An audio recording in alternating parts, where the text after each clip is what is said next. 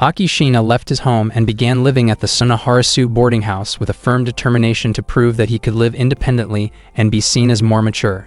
However, once he arrived, his naturally cute appearance led Ayaka Sunahara and the other female residents to surround him with constant attention, treating him like a child rather than an adult. Their caring yet playful behavior often left Aki feeling awkward, as his desire to appear grown-up clashed with the warm but teasing atmosphere that followed him every day. Aki was a middle school student who was standing in Tokyo while looking at a city map. He quietly observed several girls passing by and thought about how many different kinds of people lived in Tokyo. The girls noticed Aki as well and wondered among themselves whether he was a boy or a girl. Aki then asked a woman for directions to Sunaharasu. After showing him the route, the woman assumed that Aki had just moved to the area. Aki introduced himself politely, and the woman believed that Ayaka would be happy to welcome such an adorable new resident.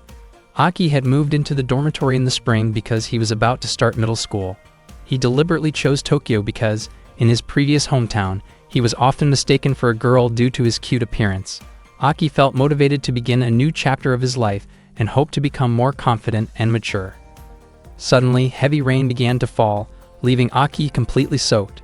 Not long after, he arrived at Sunaharasu. When he stepped inside, the dormitory felt unusually quiet, and Aki assumed no one was around. Unexpectedly, a young woman approached him from behind and playfully surprised him, which caused Aki to turn around in confusion.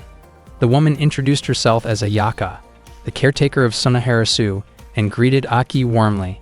Aki was genuinely surprised to learn that she was the dormitory caretaker, as he had not expected someone so young to hold that role. Ayaka noticed that Aki was drenched from the rain, and out of concern for his health, guided him inside so he could warm up and rest. Afterward, Aki soaked in a warm bath. He found himself wondering why no one had mentioned that the dormitory caretaker was so young. Since the caretaker also lived in the dormitory, Aki realized that he would be sharing the same roof with Ayaka, who left a strong impression on him with her kindness and calm demeanor. Ayaka checked on Aki to make sure he was comfortable and explained that helping new residents adjust had always been part of her family's responsibility. In the past, her grandmother usually handled these duties, but since she was currently receiving medical care, Ayaka had taken over.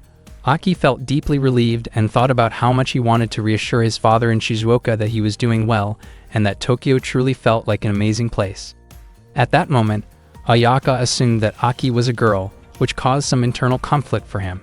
Aki struggled between staying silent to avoid embarrassment and being honest in order to grow into a more confident young man.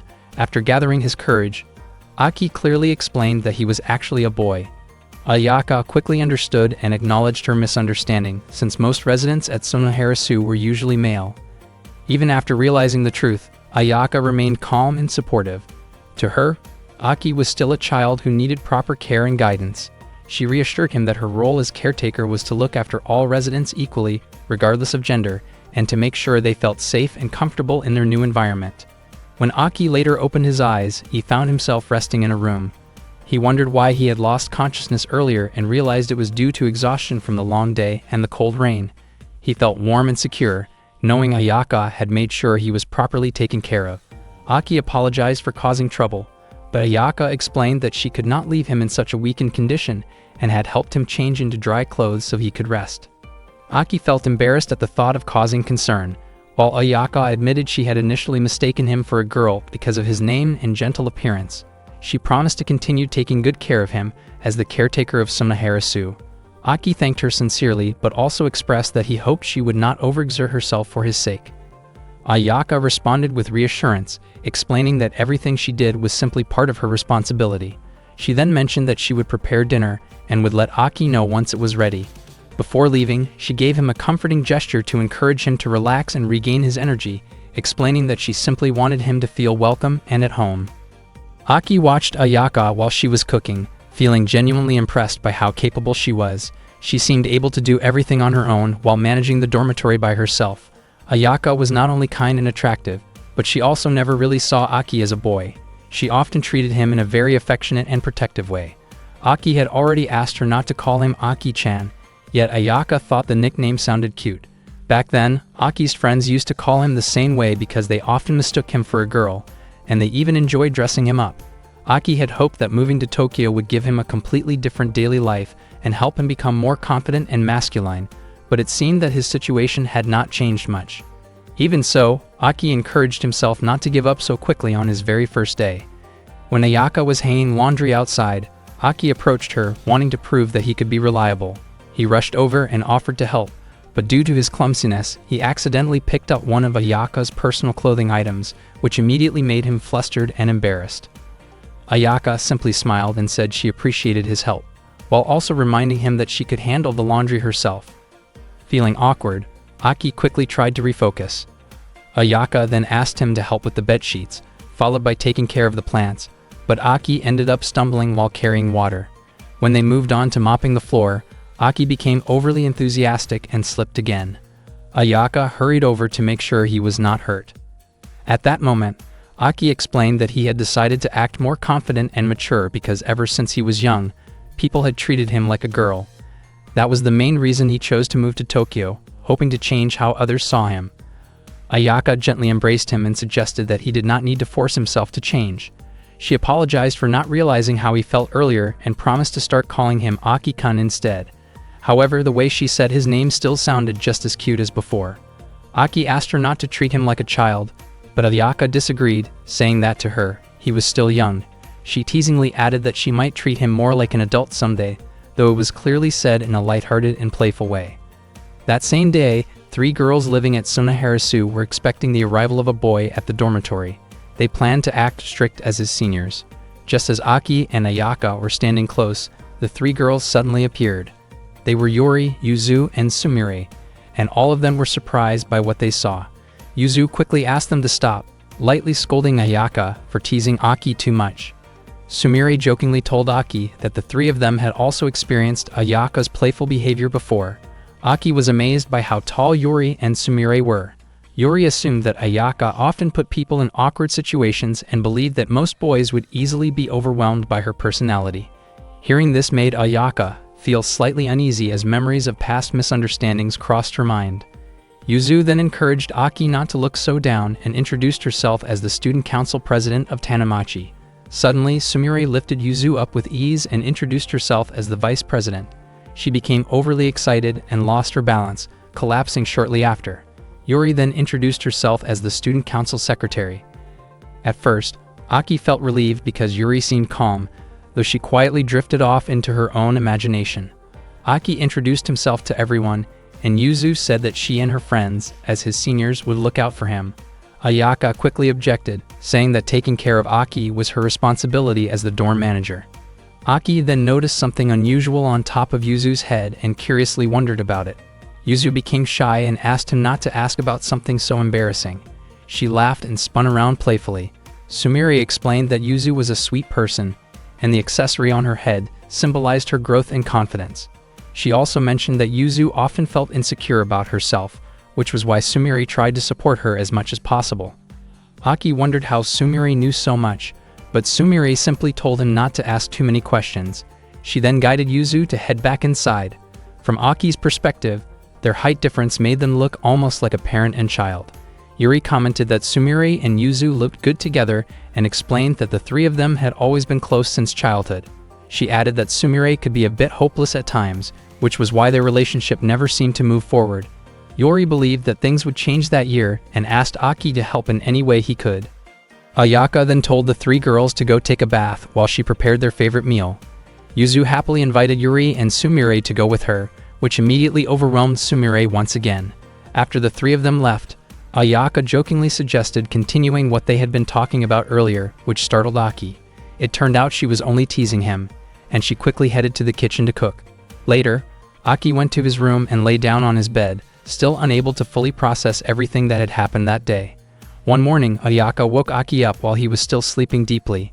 She reminded him that it was the day of the new student entrance ceremony. Because Aki did not wake up right away, Ayaka tried harder to get his attention, which startled him and made him open his eyes immediately.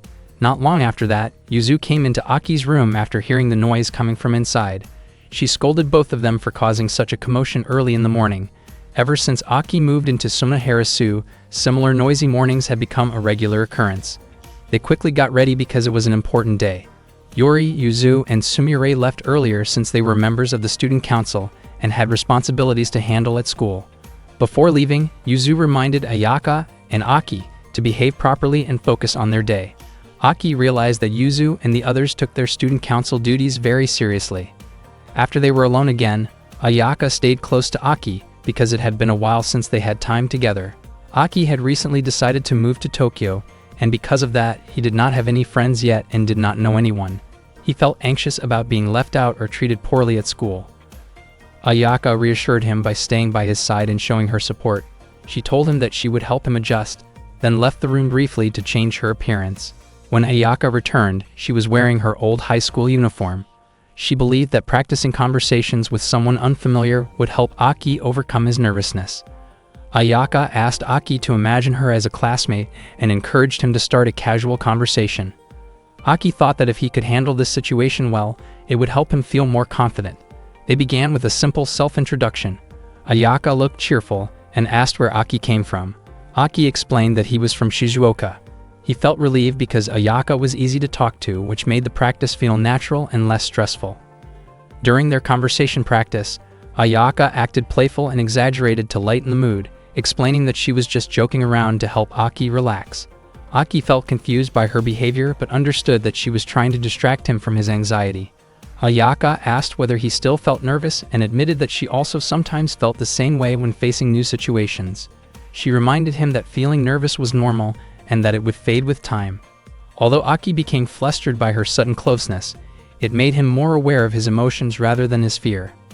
As it was getting late in the morning, Aki hurried to get his school bag, only to find that Ayaka had already prepared it for him. He was surprised that she had entered his room again without hesitation. Before Aki left for school, Ayaka told him that she truly believed he would make many friends. That day, Aki no longer felt nervous at school. When he returned home, he shared that his first day went smoothly and that he was able to stay calm thanks to the practice they did that morning. He felt that his classmates seemed kind, which made everything easier. Ayaka hugged him gently and praised him for doing his best. She reminded him that she was always willing to help whenever he faced difficulties, as it was part of her role as a caretaker of Sunaharasu. Aki smiled warmly, and that moment marked the beginning of his new life. It had been a full month since Aki started living at Sunaharasu. By now, he had grown used to his new school uniform, his new school, and the unfamiliar environment around him. After returning home from school that day, Aki planned to work on his homework while his mind was still focused. Unfortunately, the moment he opened the door, he froze in surprise after seeing Ayaka wearing a cheerleading outfit. There were still many things in Tokyo that Aki did not fully understand. That afternoon, Aki tried to concentrate on his homework in his room, while Ayaka stayed behind him, offering encouragement in her own energetic way. Aki found himself wondering whether Ayaka was actually supporting him or unintentionally distracting him. He could not understand why she was dressed like that in the first place. Not long after, Yuzu arrived with the others. Yuzu's small body was lifted up by Sumire and Yori, and her head nearly bumped into the doorframe during the commotion. Yuzu then informed Aki that the school would soon be holding its first major event since he had enrolled. Aki could not guess what kind of event the school was planning. Yuzu, growing impatient, lightly struck Aki's stomach to get his attention, and the impact surprised him more than he expected. Yuzu then explained that the big event would be the school's sports festival. According to her, a sports festival always needed strong support, and that support usually came from cheerleaders. Yori mentioned that she had originally made a cheerleading uniform for Sumire, but Sumire had refused to wear it. Aki briefly imagined Sumire in the outfit, only to be snapped back to reality when Sumire pinched his cheek, clearly telling him to stop letting his imagination wander. Aki then grew curious about whether Ayaka would be participating as a cheerleader during the sports festival. Suddenly, Ayaka adjusted her outfit in a careless manner, which caught Aki off guard and made him flustered. Yuzu quickly shifted the focus by declaring that everyone from Sunaharasu was destined to be on the same red team. At that moment, Yuzu's pride was on the line, and losing the festival was not an option for her. Because of that, she decided that Aki would take part in the three-legged race for parent and child teams. Aki was confused about how Yuzu could decide something like that so casually. Yuzu had already asked Ayaka to start training Aki, with practice scheduled to begin the next day. Aki looked hesitant, but Ayaka immediately wrapped her arms around him in encouragement, asking him to give it his all together with her. Seeing them that close, Yuzu quickly scolded them and told them to focus. The next day, Aki and Ayaka began practicing for the three-legged race. Ayaka felt as though she had returned to her own school days. They started with warm-up exercises. Ayaka helped Aki stretch properly, though her overly close guidance made him extremely nervous the entire time. After that, Ayaka asked Aki to help her stretch as well. Aki's face turned bright red as he carefully supported her movements, feeling awkward but determined to help. Once they tied their shoes together, they stood close and prepared to practice. Aki found it difficult to reach Ayaka's shoulder due to their height difference, and he felt clumsy and uncoordinated.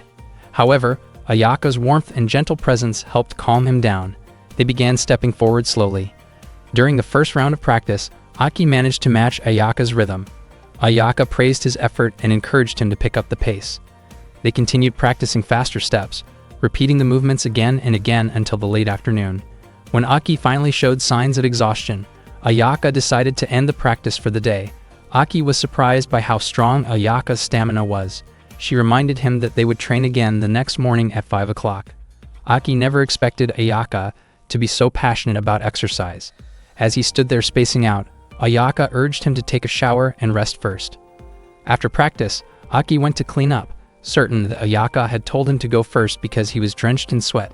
He planned to finish quickly, but Ayaka soon appeared nearby wearing casual loungewear, which startled him. Ayaka explained that she wanted to trim Aki's hair since it had grown quite long.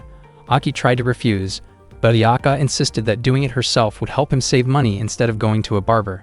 Aki's hairstyle had barely changed since his grade school days, which made Ayaka curious about whether he had started caring about how he looked to others. Aki admitted that he was fine with whatever style Ayaka recommended since he knew nothing about hairstyles. Because he trusted her, Ayaka promised she would do her best. She carefully began cutting his hair, asking whether the day's training had been exhausting. Aki admitted that it had been tough, especially since he was still adjusting to matching her pace. Ayaka reassured him that she would continue supporting him and encouraged him to keep pushing himself for the sports festival.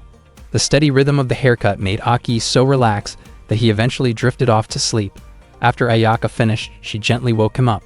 Aki was genuinely happy with the result, and Ayaka felt relieved that her effort had paid off. She neatly adjusted the front of his hair and commented on how cute it looked, even though Aki secretly hoped to be praised as someone cool and dependable. After that, Ayaka washed Aki's hair with shampoo to help relieve the itchiness. Aki truly enjoyed the gentle head massage Ayaka gave him, realizing that it felt far more comfortable than washing his hair by himself. Ayaka played around by shaping the foam into different patterns on Aki's hair. Once she finished washing it, Aki returned to soaking in the bathtub. However, Ayaka did not leave the bathroom, and instead joined him in the tub as well, which naturally caught Aki completely off guard. Ayaka casually explained that bathing together could help them build teamwork for the upcoming race, believing that if they could synchronize their breathing, their running would become faster. Without hesitation, Ayaka stepped into the tub, causing Aki to react in embarrassment and panic. After they finished bathing, Aki lay down on his bed, thinking about how he would likely stay close to Ayaka until the sports festival arrived. Every day, Aki and Ayaka continued their training so they could better match their movements during the competition. They exercised together, played games, shared meals, and rested in the same space as part of their daily routine. Eventually, the day of the sports festival arrived. Yuzu gathered everyone and suggested that they head to school together. Unexpectedly, Aki looked unusually weak that morning. Spending so much time so closely with Ayaka had mentally and physically drained him, and it seemed like he had reached his limit. His expression looked gloomy, as if he might not be very useful that day. On another day, loud screams suddenly came from Yuzu's room, prompting Aki to rush over to check on her. It turned out that Yuzu was terrified because there was a spider in her room. In her panic, she threw an object toward Aki's head, mistakenly accusing him of sneaking around. Yuzu insisted that there was a large spider in her room and demanded that Aki get rid of it. Aki refused because he was scared as well. Yuzu criticized him harshly, calling him weak and unreliable. Aki questioned whether Yuzu was truly that afraid of spiders. Yuzu admitted that she was scared of all insects, especially ones that looked slimy and unpleasant. Hearing that, Aki could not help teasing her a little. Yuzu became irritated and lashed out, knocking Aki to the floor. At that moment, the spider descended right in front of Yuzu's face, causing her to scream in terror. Sumire immediately rushed over to protect Yuzu, accidentally stepping on Aki as he lay on the ground. Sumire focused entirely on making sure Yuzu was safe. Yuzu, still shaking and crying, clung tightly to Sumire, overwhelming her in the process. Sumire prepared herself to deal with the spider, but when it suddenly dropped closer to her, she lost consciousness out of shock. Yuri then calmly explained that spiders were actually harmless and beneficial creatures. She pointed out that their 8 legs made people fear them, but they generally did not attack humans and should not be killed. Even so, Aki felt that the situation could not simply be ignored. Ayaka soon arrived to check on Aki, but unexpectedly, the spider fell onto her chest area. Ayaka remained calm and quickly removed it with her hand, tossing it aside without hesitation. Aki was shocked by how fearless Ayaka was. After everything settled down, Ayaka invited Aki to accompany her on a shopping trip. Aki quietly thought of the invitation as a date. He returned to his room and carefully chose the clothes he would wear while going out with her. Yuzu and the others offered suggestions that were clearly meant as jokes, which Aki firmly rejected, even though Yuri mentioned that one of the outfits would suit him. Yuzu found it strange that Aki could become so indecisive just for a simple shopping trip. Playfully, Aki teased Yuzu by pretending to mention a spider, which immediately startled her. Yuri was surprised by how deep Yuzu's fear of spiders really was. Yuzu commented that everyone had their own weakness and became curious about what Ayaka's weakness might be. She asked Aki to try to find out during their outing. Yuzu and the others planned to take care of dinner while waiting for him to return. Aki was surprised to learn that Yuzu could cook at all, though Yuzu proudly claimed that she was especially skilled at chopping vegetables. Ayaka sincerely thanked Aki for accompanying her on the shopping trip, and also asked for his help carrying their purchases. Aki looked genuinely enthusiastic about assisting her. As they walked through the streets, Aki noticed people glancing in their direction and wondered if they saw them as a couple. In reality, most people were simply curious whether they were a mother and son or perhaps siblings. Ayaka greeted Yatsuho at her stall along the way. Yatsuho was the woman Aki had previously met when he was asking for directions to Sunoharasu. When Ayaka referred to him as Aki-kun, Yatsuho finally realized that Aki was a boy. Ayaka purchased mirin and sake from Yatsuho's stall. Yatsuho thanked Ayaka for helping out during the beer festival that year. Aki did not understand what a beer festival was. Yatsuho explained that Ayaka was quite skilled at drinking beer and could become troublesome when drunk. Aki then realized that Ayaka enjoyed drinking sake. After that, they visited several more stalls to buy various ingredients. Aki helped carry many of the bags. Even after spending that much time together, Aki still felt that he did not know much about what Ayaka liked or disliked. When they crossed the street, Ayaka gently held Aki's hand. She smiled at him, thanking him again for all his help and promising to return the favor someday. For Aki, simply being able to spend time alone with Ayaka already felt more than enough. When they arrived back at the residence, Yuzu immediately noticed that Aki and Ayaka had been walking while holding hands. She quickly pointed it out and urged them to let go right away. After that, Yuzu asked Aki whether he had already discovered Ayaka's weakness. Aki admitted that he still had not found anything that Ayaka was afraid of. Yuzu then handed Aki a horror movie tape and suggested that he invite Ayaka to watch it together. Following that idea, Aki went to Ayaka's room and asked her to watch a horror movie with him. Ayaka agreed and turned off the lights to make the atmosphere feel more like a movie theater. During the movie, however, Aki ended up being the one who felt scared, while Ayaka calmly tried to comfort him. Later, Aki reported back to Yuzu. Yuzu was confused about how Aki had become frightened instead of Ayaka. She decided to change her plan. Yuri quickly gave Aki a coat, which left him wondering what it was for. Yuzu proposed an idea that Aki immediately rejected because it was inappropriate and made him uncomfortable. Realizing that the plan crossed personal boundaries, Yuzu dropped the idea altogether and asked for Sumire's opinion instead. Sumire admitted that the scariest thing in her life was the thought of being separated from Yuzu. Even imagining it made her feel deeply sad. Aki thought that kind of fear was very personal and likely only applied to Sumire herself. With no other ideas left, Yuzu finally told Aki to ask Ayaka directly about what truly scared her. Aki insisted that he did not want to get involved in strange plans anymore, but Yuzu questioned whether he was genuinely not curious about Ayaka's weakness. That question made Aki reflect. He imagined that if he understood what Ayaka feared, he might be able to act more confidently and protect her better. Motivated by that thought, Aki hurried off to find Ayaka. Yuzu and the others were surprised at how easily Aki gave in. Aki found Ayaka in the kitchen and asked her what frightened her. Ayaka smiled, immediately realizing that this was the real reason he had invited her to watch a horror movie. She explained that she felt very uneasy about the idea of someone quietly entering her room while she was asleep. After sharing that, Ayaka returned to her room. Late that night, Aki deliberately approached Ayaka's room to check on her. He saw that she was sleeping peacefully and prepared to leave, but Ayaka unconsciously reached out and held onto his hand. She later revealed that she was actually scared of horror movies, but she had hidden her fear because Aki was the one who invited her. As a result, she felt anxious about sleeping alone and wanted Aki to stay nearby so she could feel safe. Ayaka held on to him closely in a gentle and reassuring way.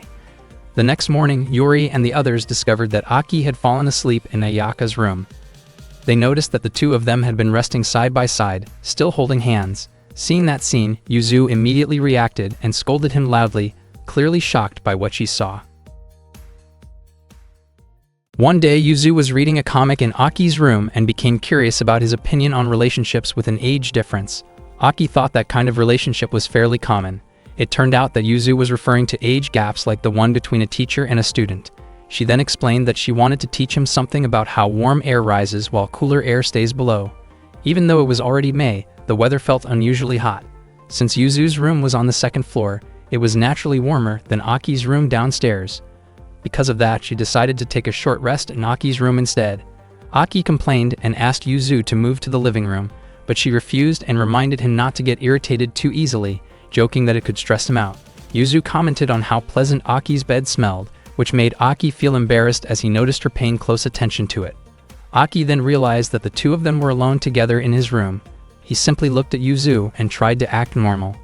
Yuzu noticed Aki staring at her and wondered why he kept doing so. She assumed he was curious about the comic she was reading and invited him to sit beside her, but Aki hesitated and refused at first. Yuzu teasingly thought he was being disobedient toward the student council president.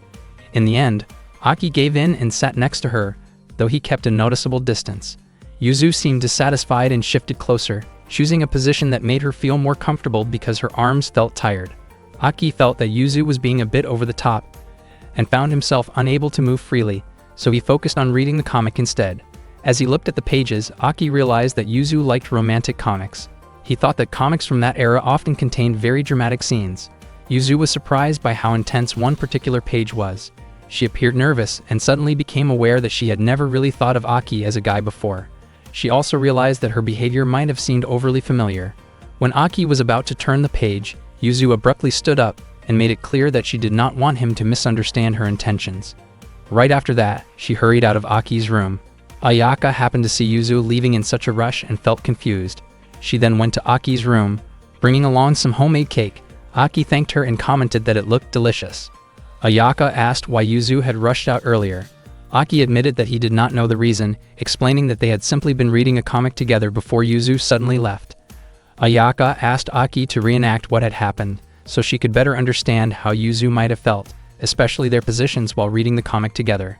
Aki realized that the situation had been rather awkward. He explained how close their positions had been at the time. Ayaka encouraged him to demonstrate, which made Aki extremely embarrassed and caused his face to turn red. He found it hard to concentrate with Ayaka standing so close behind him. When Aki said that he finally understood Yuzu's feelings, Ayaka deliberately leaned in and held him tightly, clearly teasing him.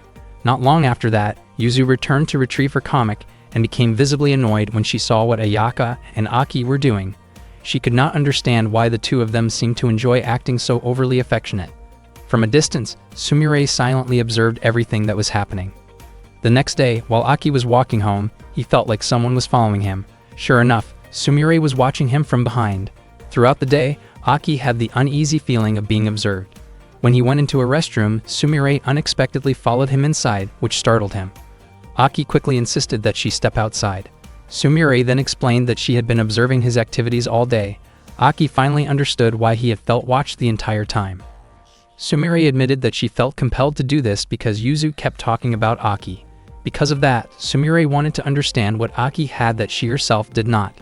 She tried to get closer to him in an intrusive way, but Aki firmly stopped her and protected his personal boundaries. He suggested that Sumire should ask Yuzu directly instead of investigating him. Sumire replied that Yuzu was always busy and implied that Aki should be more aware of the situation. Aki realized that both Sumire and Yuzu had their own unique personalities. After that, Sumire followed Aki into his room. Even though she claimed she would not bother him, Aki was surprised that she actually came inside. He could not relax at all because every movement he made seemed to be carefully observed by Sumire. He was also startled when she suddenly stepped closer to him. Sumire pointed out that many of his homework answers were incorrect. Aki commented that she must be very diligent with her studies, but Sumire said that it was only natural for a student council member. According to her, being part of the student council meant setting a good example for other students. That made Aki wonder if Yuzu was also academically talented. Sumire then patiently helped Aki correct his homework. Aki felt genuinely happy because her explanations were easy to understand and made studying enjoyable. Only afterward did Sumire realize what she had been doing, and she returned to her original goal of examining Aki's room. She carefully looked around every corner of the room. Her proximity made Aki feel tense, and he tried to avert his gaze to stay calm. Sumire discovered a cat plush toy and asked Aki about it. He explained that it was a gift from a friend before he moved to Tokyo. Sumire hugged the plush tightly, surprising Aki. He never expected her to like something like that. Sumire then wondered whether it was strange for her to enjoy cute things. Aki admitted that he did not fit every traditional expectation of masculinity and that he also liked cute items. Hearing that made Sumire happy, as she believed it was completely normal to enjoy things that were cute. Aki had never seen Sumire look so enthusiastic before. Suddenly, Ayaka came to Aki's room to return his laundry. She was clearly surprised when she saw Aki looking unusually close to Sumire. To prevent any misunderstanding, Sumire immediately made it clear to Ayaka that she had no kind of relationship with Aki. Aki felt relieved because Sumire was always honest and straightforward. Sumire admitted that the two of them had only ended up showing each other their embarrassing sides, even though her explanation sounded somewhat ambiguous. Ayaka responded by saying that she also had something similar, which completely caught Aki off guard. Shortly after that, Ayaka left Aki's room. Sumire seemed to understand why Yuzu was fond of Aki, so she took a closer look at him to confirm her thoughts. She then apologized for causing trouble and said her goodbyes. Aki felt that the entire day had been incredibly exhausting. Before leaving, Sumire reminded him to place any inappropriate magazines on a high shelf, so Yuzu would not be able to reach them. Aki was confused because he was certain he did not own anything like that. One night, Yuri, Aki, and Yuzu quietly checked on Sumire, who appeared unusually gloomy in her room. Aki became curious about what had caused her mood to change. Yuri then explained what had happened earlier at the amusement park. Sumire had gone there together with Yuri and Yuzu. Yuzu was very eager to ride one of the attractions, but the staff informed them that the minimum height requirement was 140 centimeters. Sumire blamed herself and thought that things would have been better if she had never suggested going to the amusement park in the first place. She became overwhelmed with guilt and fell into deep despair. According to Yuri, Sumire tended to become overly emotional whenever something involved Yuzu. Aki guessed that Sumire's feelings were extremely fragile. Yuzu explained that Sumire could not bring herself to face her and had chosen to stay locked inside her room. She then asked Aki to do something to help. Aki hesitated, believing it would not be appropriate for a boy to enter a girl's room alone. Yuri argued that it would be fine if it was another girl. As a result, Yuri dressed Aki in girl's clothing so he could approach Sumire more easily. Aki could not believe they actually went through with that plan. Yuzu commented that Aki looked surprisingly good and encouraged him to go into Sumire's room. Aki followed their suggestion and entered Sumire's room, introducing himself under the name Akiko. Sumire looked drained and unmotivated. Aki observed the room, which was filled with plush toys, and realized that Sumire was far more feminine than he had expected. Sumire asked whether Aki had only come to look around her room. Aki explained that his goal was to help her return to her usual self. Sumire responded by saying that she felt like she had only been a burden to Yuzu, which was why she believed staying alone in her room was the best choice. Aki offered his support, but Sumire instead asked him to help her prepare her pajamas because she lacked the energy to do it herself. Aki felt extremely embarrassed but chose to help in a careful and respectful way. After assisting her, Sumire asked him to retrieve her pajamas from the closet. Aki complied, even though he felt uncomfortable being in that situation. He was surprised by how cute the pajamas were. Once everything was settled, the atmosphere became calmer. Sumire then appeared sad again, explaining that she felt weak because she had not been able to carry Yuzu at all that day. She could not bring herself to ask Yuzu directly and felt as though she had reached her limit. At that moment, Aki said that he was willing to take her place and help however he could. Sumire agreed, and after she lifted Aki onto her shoulders, her energy quickly returned. In an instant her mood improved, and she apologized for making everyone worry. Aki asked to be put down, feeling extremely embarrassed. Sumire then apologized to Yuzu for causing trouble. Yuzu felt relieved to see Sumire back to her usual self and said that this was how she should be. Yuzu admitted that it felt strange not being carried that day, but that feeling alone would not make her gloomy, as she had already faced many challenges. She then invited everyone to return to the amusement park to try the rides again. Even after trying to increase her height in a creative way, the staff still would not allow her on the attraction. Back at the dormitory, Aki was walking alone when he suddenly heard someone calling his name, even though he could not see anyone nearby. Yuri suddenly appeared and startled him. She explained that she needed Aki's help with something that only he could do. Aki became convinced that it must be his responsibility as a boy. Feeling enthusiastic, he declared that he was more than willing to help and even said that a man's words should never be taken back. Yuri then invited Aki to her room. Although he hesitated at first, Yuri reassured him that no one else could help her with this. Aki innocently agreed and followed her. Upon arriving in Yuri's room, Aki felt nervous because it was his first time being there. He noticed a photo of the residents of Sunaharasu and commented that they looked young in the picture. Yuri quickly reminded him that it was impolite to talk about a woman's age. Aki assumed that she would ask him to do some physical work or help deal with insects, but instead, Yuri asked him to try on a maid outfit. Aki was stunned and realized that Yuri seemed to enjoy seeing him wear girls' clothing. Yuri explained that she enjoyed making clothes and wanted to check the sizing. Yuzu was too small, while Sumire and Ayaka were too tall, leaving Aki as the only one whose size fit properly. Aki hesitated because it was women's clothing, but Yuri insisted that the outfit was cute and reminded him that he had already promised to help her. Aki wondered why Yuri did not try it on herself, but she continued to press him to keep his word. Aki went along with the request and asked Yuri to turn around while he changed clothes. Before this, Aki's older sister had often asked him to try on women's outfits as well. From Aki's point of view, the clothes did not seem like they would fit him properly, since Yuri's body type was obviously different from his. However, to his surprise, the outfit fit Aki perfectly. It turned out that Yuri had made it specifically to match his measurements. It was not just the maid outfit that Aki was asked to try on. There were many other outfits displayed in the room that Yuri wanted him to wear as well. With little room to argue, Aki could only go along with everything. Yuri also asked Aki to strike some cute poses because she wanted to take photos of him.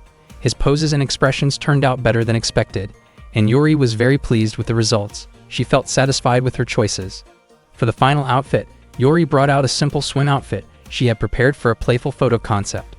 Aki was caught completely off guard and immediately refused, feeling uncomfortable with the idea of wearing something like that. At that moment, Ayaka heard the noise coming from Yuri's room and asked what was going on inside. Aki panicked because he did not want Ayaka to see how he looked. Acting on impulse, Aki pulled Yuri into the closet and asked her to stay quiet. Ayaka then entered Yuri's room but did not find anyone inside. After Ayaka left the room, Aki finally felt relieved. Yuri then wondered what Aki thought about the situation they had just been in.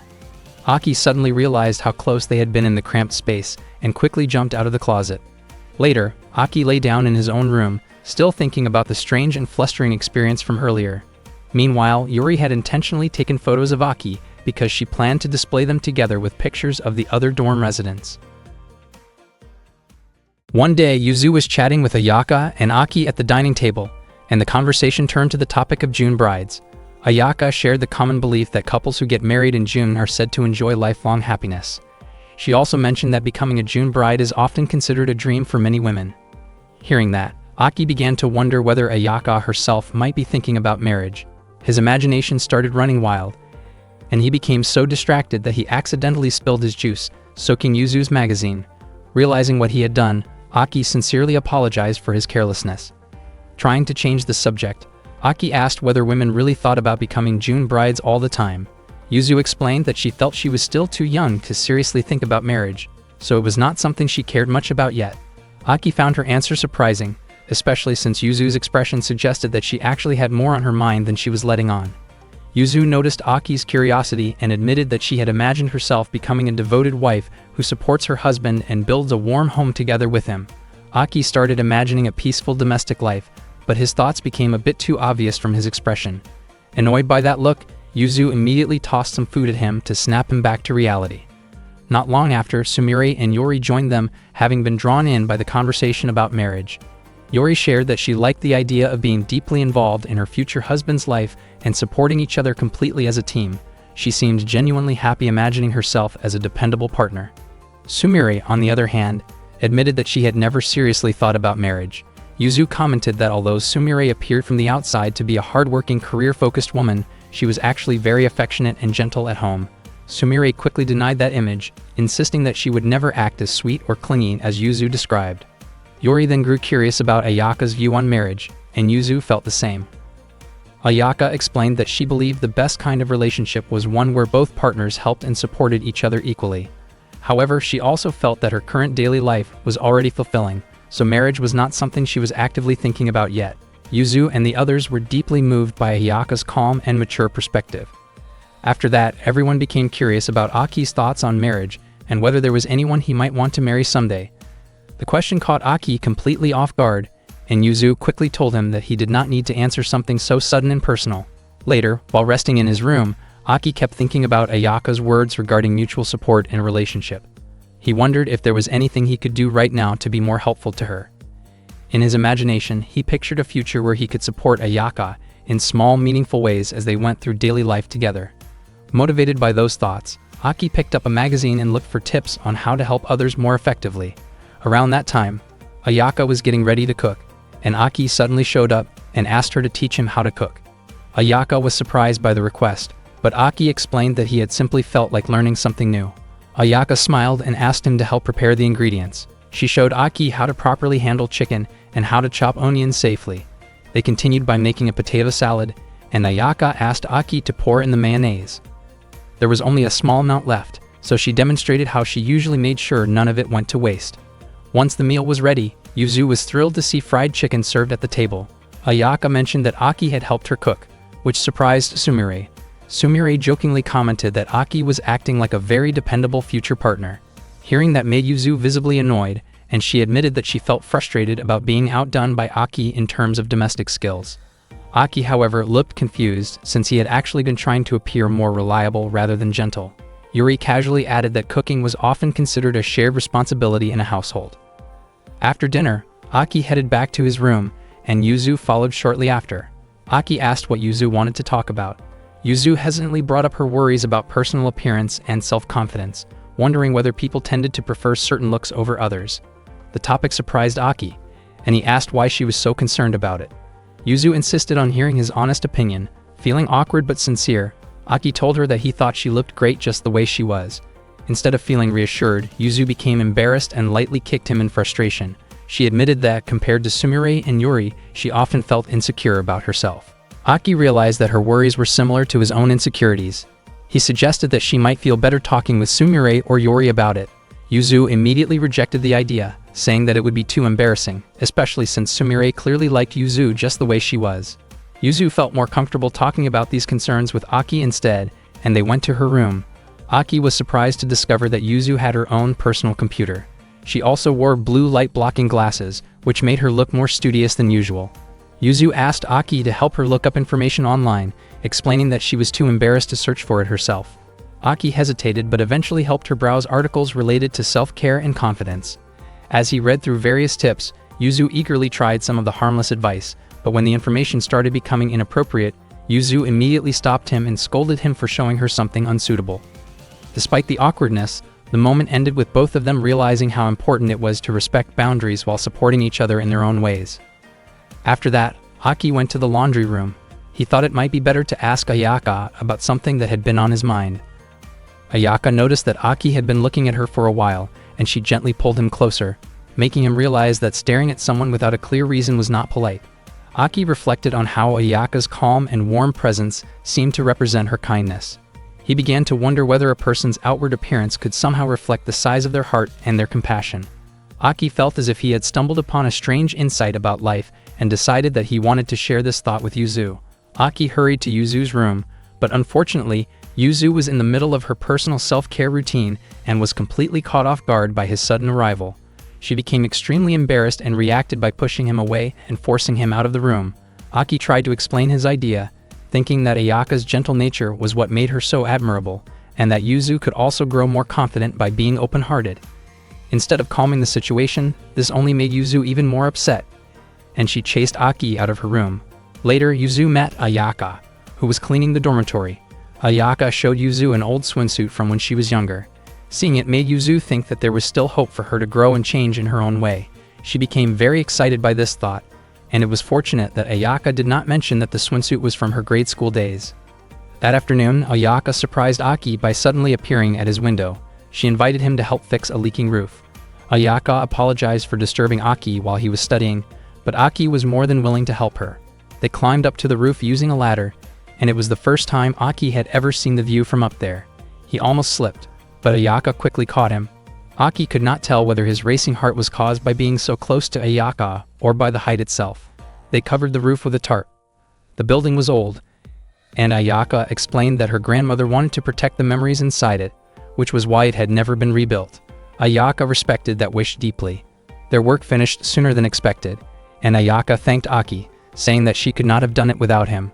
Suddenly, they realized that the ladder they had used had fallen over. Aki was certain that someone must have knocked it down by accident. At that time, Yuzu and the others had not returned yet, and Aki did not have his phone with him. Aki suggested that the roof was not too high and that he might be able to climb down carefully, but Ayaka refused to let him do something so risky. She offered to go instead, but Aki stopped her, knowing it would be dangerous. They sat quietly on the roof, hoping that a neighbor might pass by. Ayaka believed that Yuzu and the others would return soon. Aki found himself wishing that he could stay alone with Ayaka a little longer. Before long, heavy rain began to fall. They remained seated, covering themselves with the tarp. Ayaka apologized, never expecting the situation to turn out that way. Aki reassured her that it was not her fault, since the rainy season had already begun. To keep Aki warm, Ayaka held him close so he would not feel cold.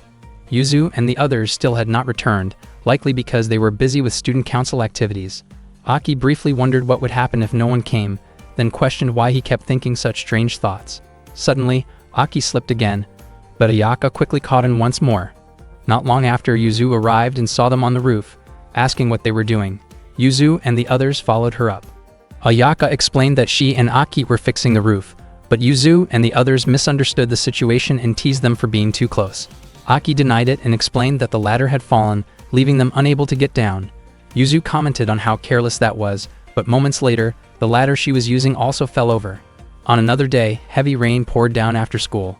Aki headed straight for the bathroom, but Yuzu rushed ahead of him. Aki noticed that Yuzu's clothes were soaked from the rain, which made her feel very embarrassed. Aki pointed out that Yuzu had rushed in without thinking, even though he had arrived first. Yori suggested that they settle it fairly by playing rock, paper, scissors to decide who would go first. The four of them played, and Aki and Yuzu won. As a result, Yori told them they could use the bathroom first. Yuzu decided to wait and take her turn later with Yuri and Sumire. Yori felt slightly guilty toward Aki, but Yuzu joked that Aki should feel lucky just knowing they were nearby. Yuri commented that Yuzu's joke sounded a bit inappropriate, and the moment quickly turned awkward before everyone moved on. Meanwhile, Ayaka helped dry Aki's soaking wet hair. She wondered why he had not taken a bath first, and Aki explained that Yuzu and the others were using the bathroom before him. He felt slightly awkward, yet comforted, as Ayaka gently focused on drying his head. At the same time, Yuzu and Yuri had already stepped into the bath. Yuzu encouraged Sumire to join them, while Sumire appeared visibly nervous. Yuri reminded Yuzu not to tease her, hoping to keep the atmosphere calm and comfortable. When Sumire finally joined them, she remained cautious and only dipped her feet into the water. Yuzu pulled her closer so they could soak together, causing Sumire to blush and grow flustered. As Yuzu washed her hair, Yuri quietly noticed how much more mature Sumire seemed compared to before. Yuzu jokingly wished she could share even a fraction of that growth. Sumire casually mentioned that Yuzu herself had changed slightly, which immediately lifted Yuzu's mood and made her feel rewarded for her efforts. It had been a long time since the three of them had bathed together, and with a school trip coming up soon, they hoped there might be another chance. Yori felt a bit concerned about leaving Aki behind during the autumn trip, imagining that Ayaka would end up taking care of him alone.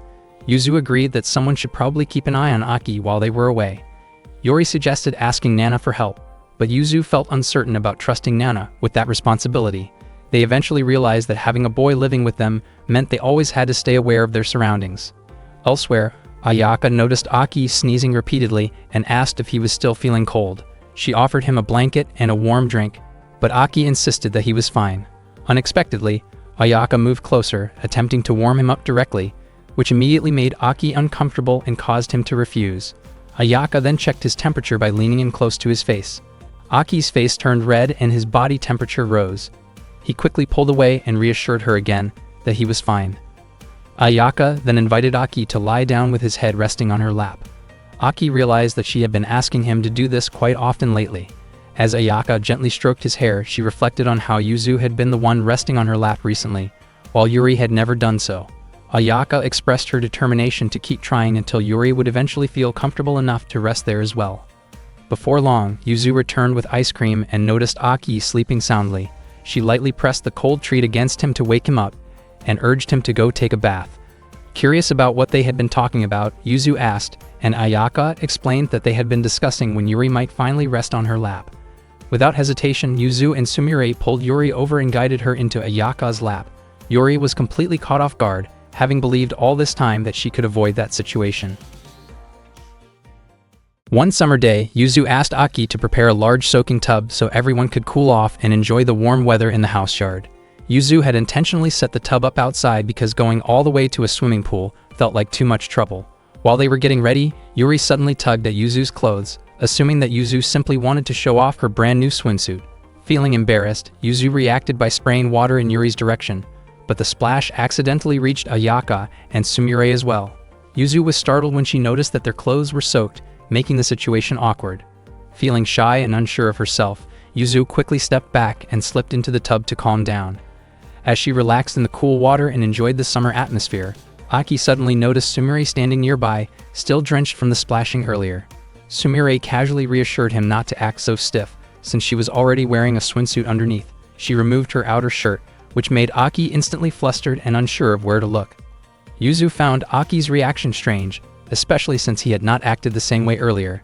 She wondered out loud about when Sumire had bought that swimsuit, as she had never seen it before. Yuri explained that she had pressured Sumire into buying it. According to Yuri, the swimsuit looked really cute, and Yuzu agreed that it suited Sumire perfectly. Yuri then mentioned that she had bought herself another new swimsuit as well, because the one she had previously purchased with Yuzu no longer fit comfortably. Ironically, Yuzu's swimsuit from that same shopping trip had felt too loose, which made Yuri feel somewhat left out and betrayed in a lighthearted way. Under the bright summer sun, Aki seemed lost in thought. Yuzu teasingly wondered if he was having strange ideas, like wanting to join them in the tub. Yuri firmly reminded everyone that boys were not allowed in the tub. Aki felt confused about being singled out like that at the moment. Shortly afterward, Ayaka called Aki over to help carry some watermelon she had just cut. When Aki saw Ayaka wearing a swimsuit like the others, he froze in surprise. He could not help but stare, which made Ayaka notice his reddened face. She grew concerned and thought he might be feeling unwell from the heat, but Aki quickly assured her that he was fine. Ayaka suggested that Aki should also change into swimwear. Aki briefly thought that wearing a swimsuit might boost his confidence, but he decided against it because he felt uncomfortable showing himself in front of the girls. Ayaka smiled and playfully tried to catch him, while Aki kept dodging her. She wondered why he was avoiding her so much, and Aki asked her not to get too close while she was wearing a swimsuit. Meanwhile, Yuzu, Yuri, and Sumire were happily splashing around together, while Ayaka and Aki watched from the side. Ayaka asked why Aki did not join them. Aki admitted that he felt too nervous to get into the tub with everyone else. Ayaka offered to accompany him later so he would not feel awkward, but Aki still refused, saying that even that idea made him feel embarrassed. Deep down, Aki thought the situation was overwhelming enough already, especially since Ayaka was standing so close to him. He struggled to keep his composure. Before long, Yuzu and the others finished playing in the water. Yuzu then asked Ayaka and Aki to help clean up the tub. Aki quietly wondered why Yuzu often assigned tasks to others. As he looked at the tub, he thought it would be awkward to step into it alone. Suddenly, Ayaka gently pushed him in, and they ended up soaking together. Aki wondered if Ayaka had done that just for his sake, and thought she should have let him change his clothes first. From a distance, Yuri was busy taking photos of the moment. That night, when Aki stepped out of his room, he noticed Yuri holding her camera. Curious, he asked what she was taking pictures of. Yuri casually mentioned that she was capturing images of spirits to send to a television show, which immediately frightened Aki. Seeing his reaction, Yuri laughed and revealed that she was only joking and had not expected him to get scared so easily. She explained that whenever she held a camera, she felt an urge to photograph everything around her. Aki grew curious about the kinds of photos Yuri had taken. Most of them were just ordinary pictures of everyday objects, but among them was an accidental photo of Yuzu while she was in the middle of changing clothes. Yuri smiled mischievously and teased Aki by saying that he was not supposed to see that. Aki panicked and quickly insisted that he had not seen anything at all, hoping to avoid further trouble. Not long after that, Sumire approached Yuri and explained that she had reached her limit. Yuri then showed her the photos of Yuzu that she had secretly managed to collect. Aki became curious about what the two of them were looking at. Yuri presented one particular photo to Sumire, a special one that she had obtained. The picture showed Aki quietly imitating an idol, and it immediately caught Sumire's attention. She really wanted to own that photo, but her finances were tight that month. Still, she soon hurried back to her room to get some money. Yuri felt excited and eagerly awaited the payment from Sumire for the special photo. Yuri then turned toward Aki and smiled, confident that he had heard everything, although Aki denied it. Yuri casually mentioned that Aki might end up getting into trouble, but she added that she could make an exception if he agreed to help her. Aki admitted that he would go along with her request. Yuri looked pleased and hinted that she wanted to show him something interesting. After that, they headed toward Yuzu's room. Yuri brought along a girl's comic with a rather questionable storyline and placed it in front of Yuzu's door. After that, they simply waited. Before long, Yuzu stepped out of her room and picked up the comic. Her reaction was genuinely interesting to watch, and at that exact moment, Yuri quickly took a photo. Soon after, Yuzu returned to her room. Aki felt uneasy, thinking that what they were doing was not much different from spying on Yuzu.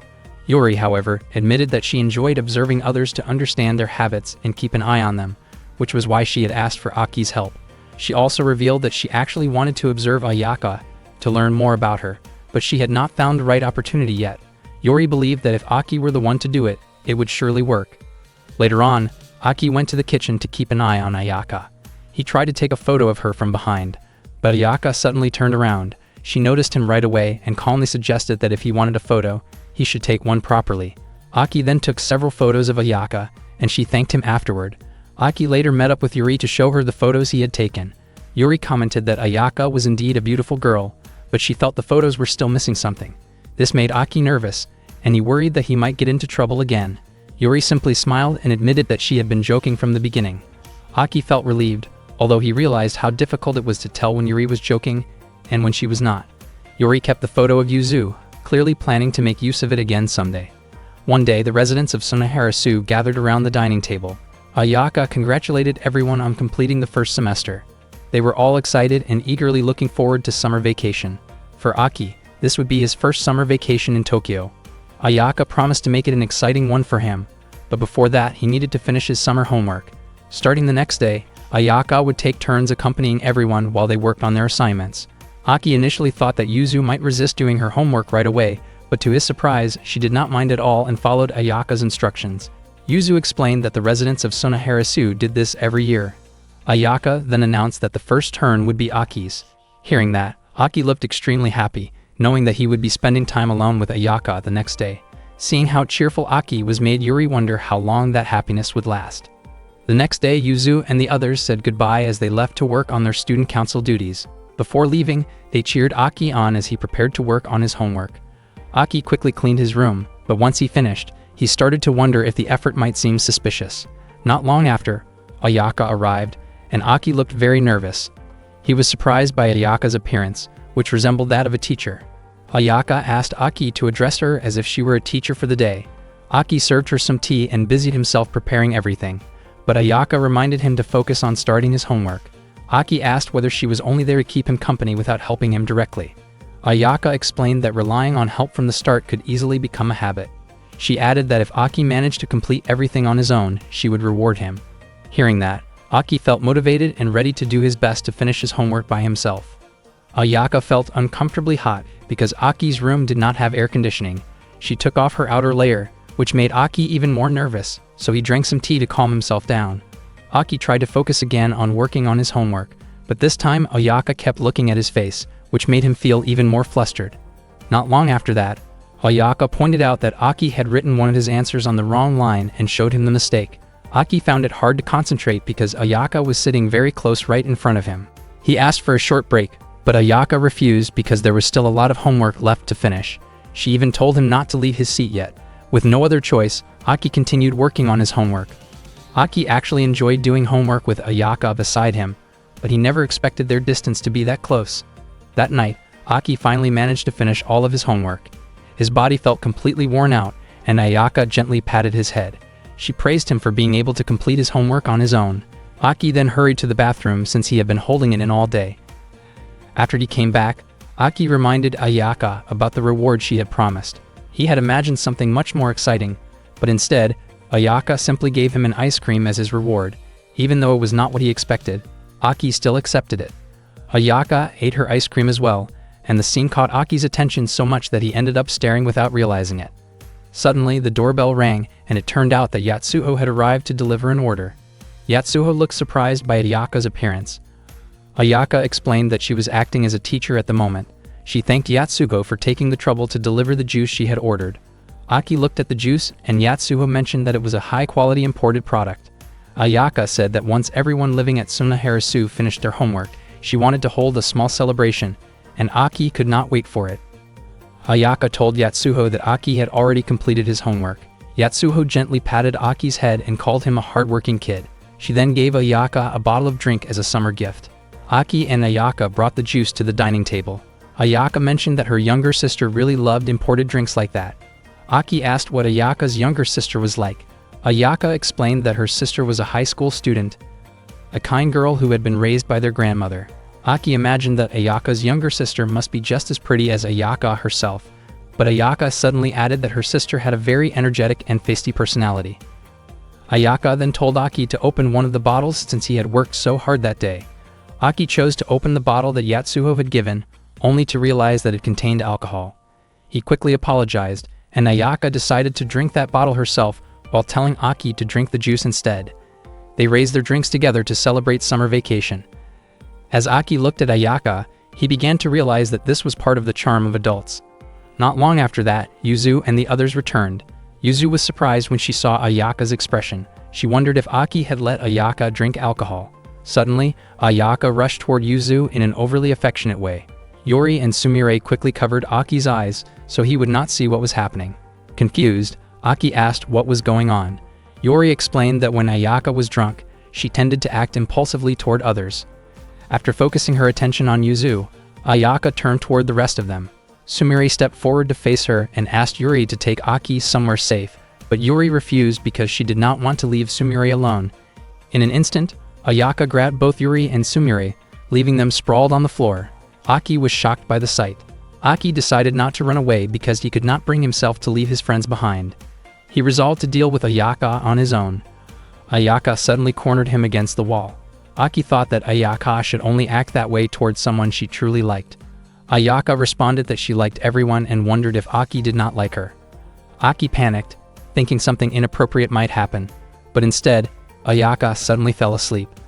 Ayaka later opened her eyes and realized that she had fallen asleep on Aki's lap. She apologized and explained that whenever she drank sake, she always ended up acting strange and then passing out. She did not remember anything from when she was drunk. She even casually suggested that they could drink together once Aki was an adult. Aki felt relieved knowing that Ayaka did not remember what had happened. Before leaving, Ayaka mentioned that she would wait until Aki grew up. Hearing that, Aki's face turned red. One day during summer vacation, Aki was about to enter his room when he was suddenly startled to find a girl inside. She appeared to be changing clothes, which caught him completely off guard.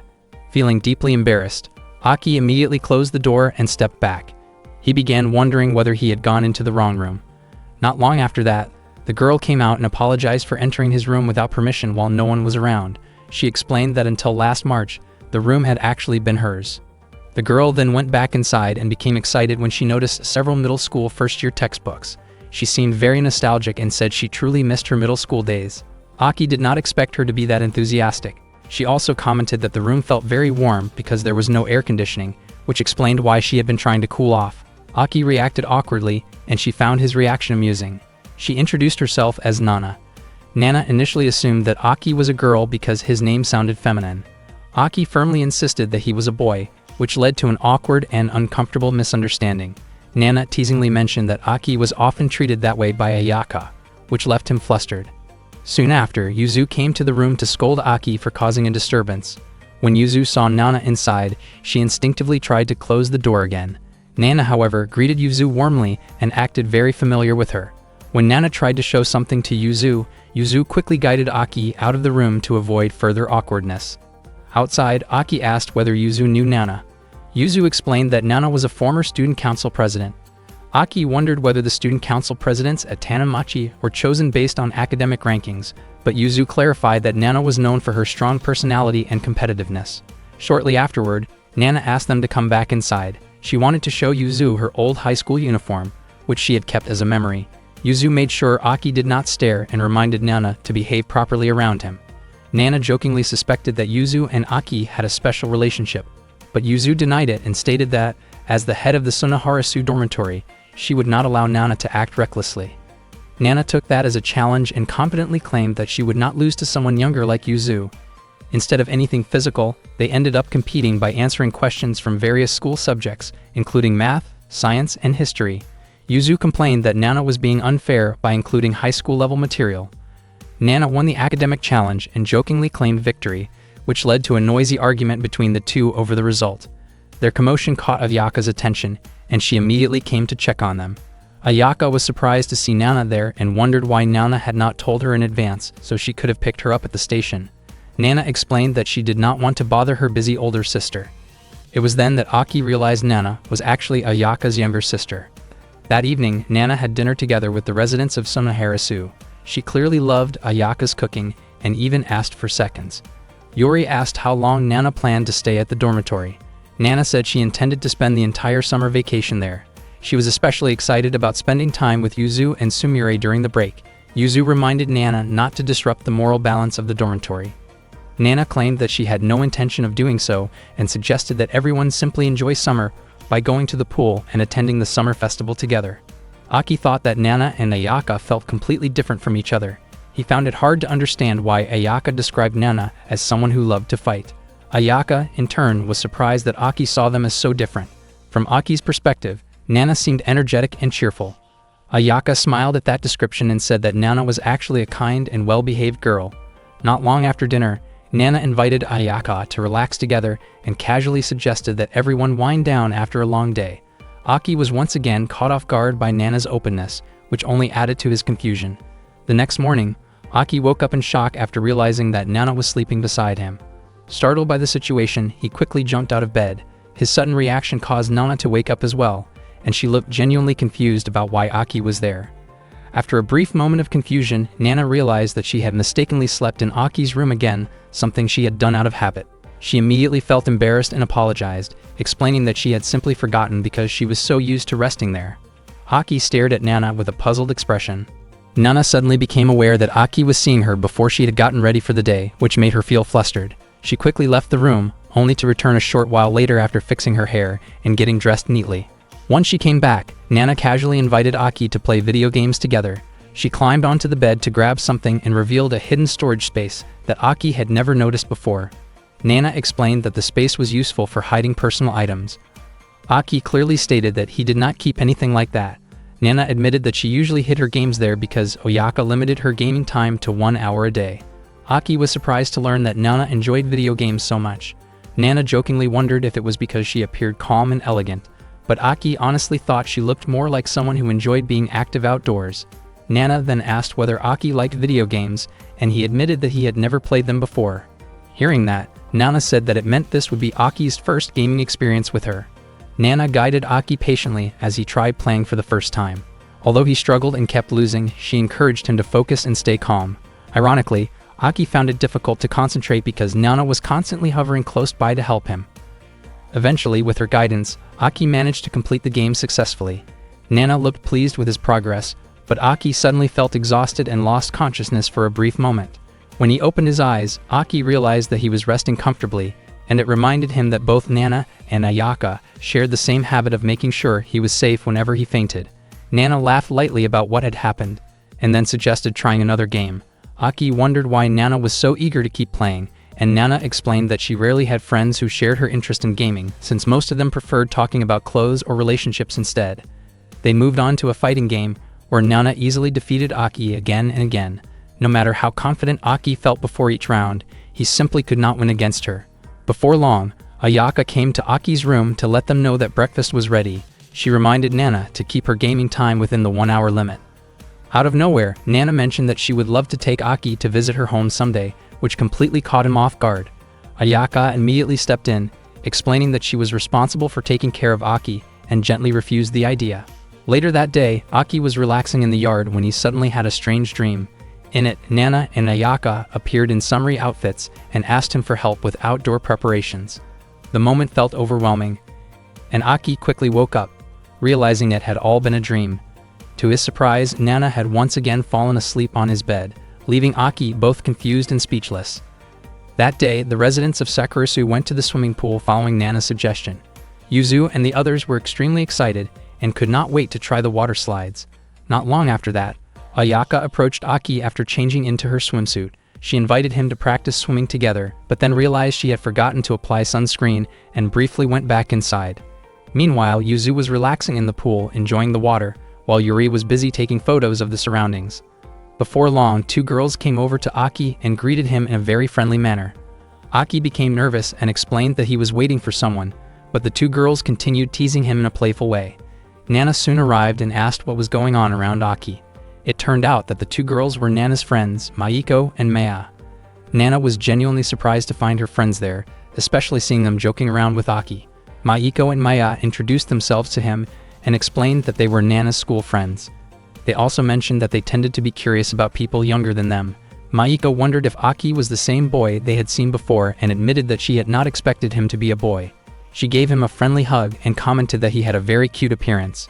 They then asked whether Aki was Nana's boyfriend, which left Aki completely stunned by the misunderstanding. Nana responded by saying that Aki was someone very important to her, almost like someone she looked after personally. Aki had no idea how to properly clear up the situation. Not long after that, Ayaka returned and approached Aki again. Nana introduced Ayaka to Maiko and Maya, and Ayaka responded warmly, thanking them for keeping Nana company.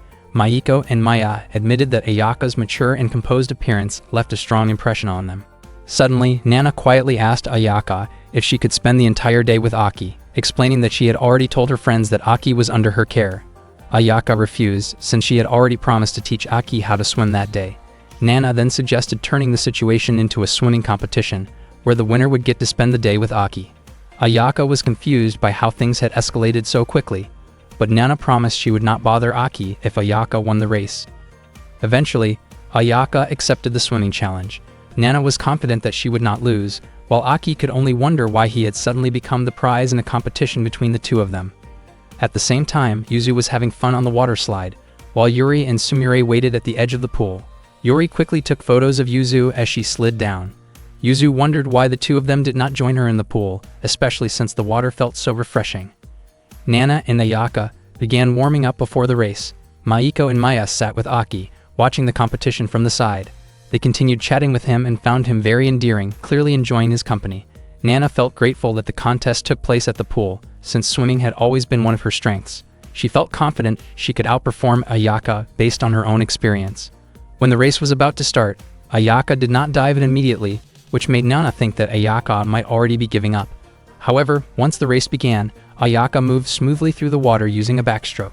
Maya commented that Ayaka seemed to have chosen that style deliberately because it allowed her to swim comfortably and steadily.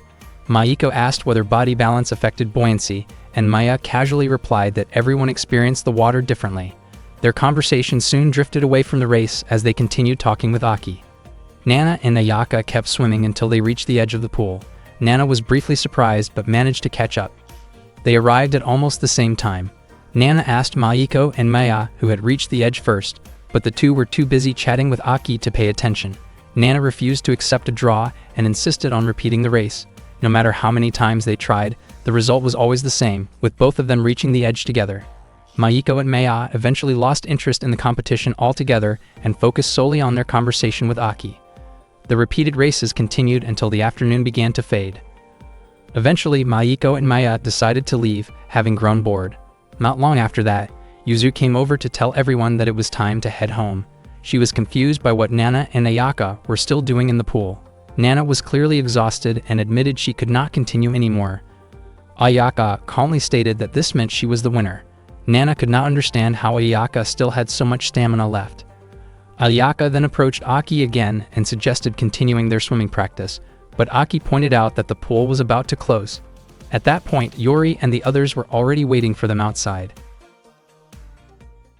A disturbing scene appeared in the movie that Yuzu and Aki were watching together. Yuzu reacted in fear and tightly closed her eyes. Seeing this, Aki suggested that Yuzu did not need to keep watching. For Yuzu, summer had always been closely associated with horror movies. Every time a scary scene began, she would panic and scream. Aki thought that only little kids would get scared by movies like that. Yuzu, however, believed that mocking ghosts could bring bad luck or a curse. Suddenly, Nana showed up and startled them, causing Aki to panic instead. Nana laughed at his reaction and reminded Yuzu to be careful, especially since Sunaharasu was an old building where strange things could easily happen. When Nana noticed how frightened Aki looked, she laughed again and admitted that she had only been joking. She casually mentioned that she could keep Aki company so he would feel less scared, but Aki immediately refused the idea. Later that night, Aki was reading a book in his room when he suddenly heard a strange noise that startled him. He wondered if the sound was coming from the room next door. When the noise happened again, his fear grew stronger. Aki stepped out into the hallway to investigate, where several lights flickered, creating an unsettling atmosphere.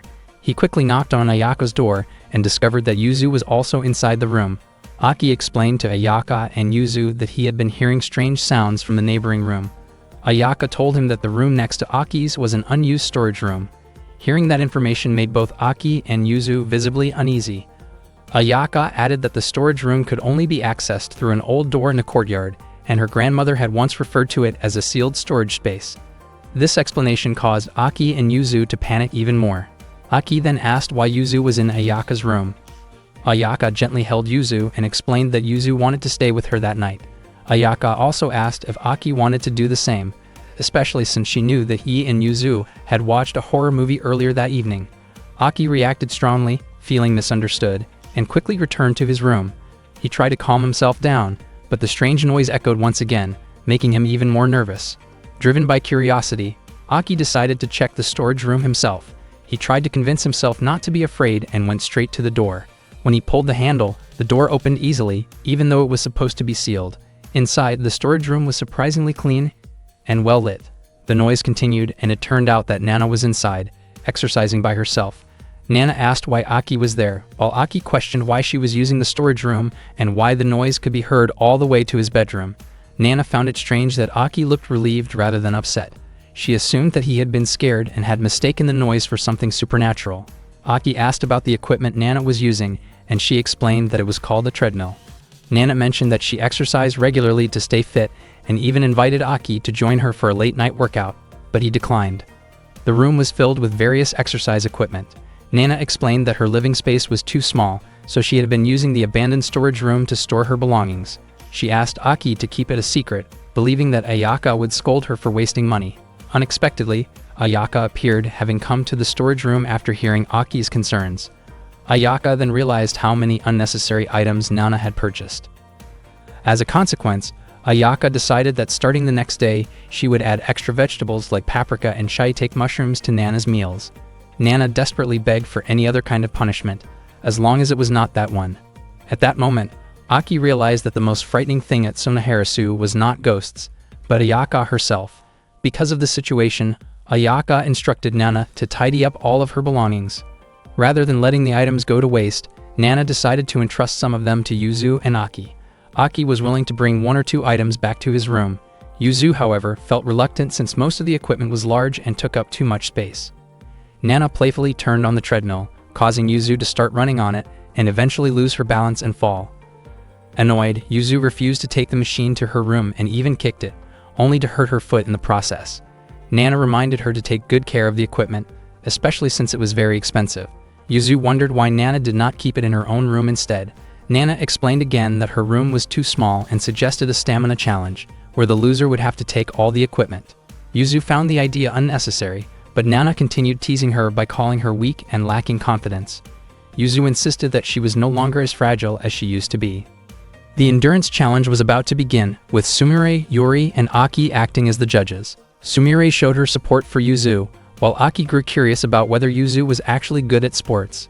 According to Yuri, Yuzu's physical education scores were fairly decent, but going up against Nana still seemed like a tough match.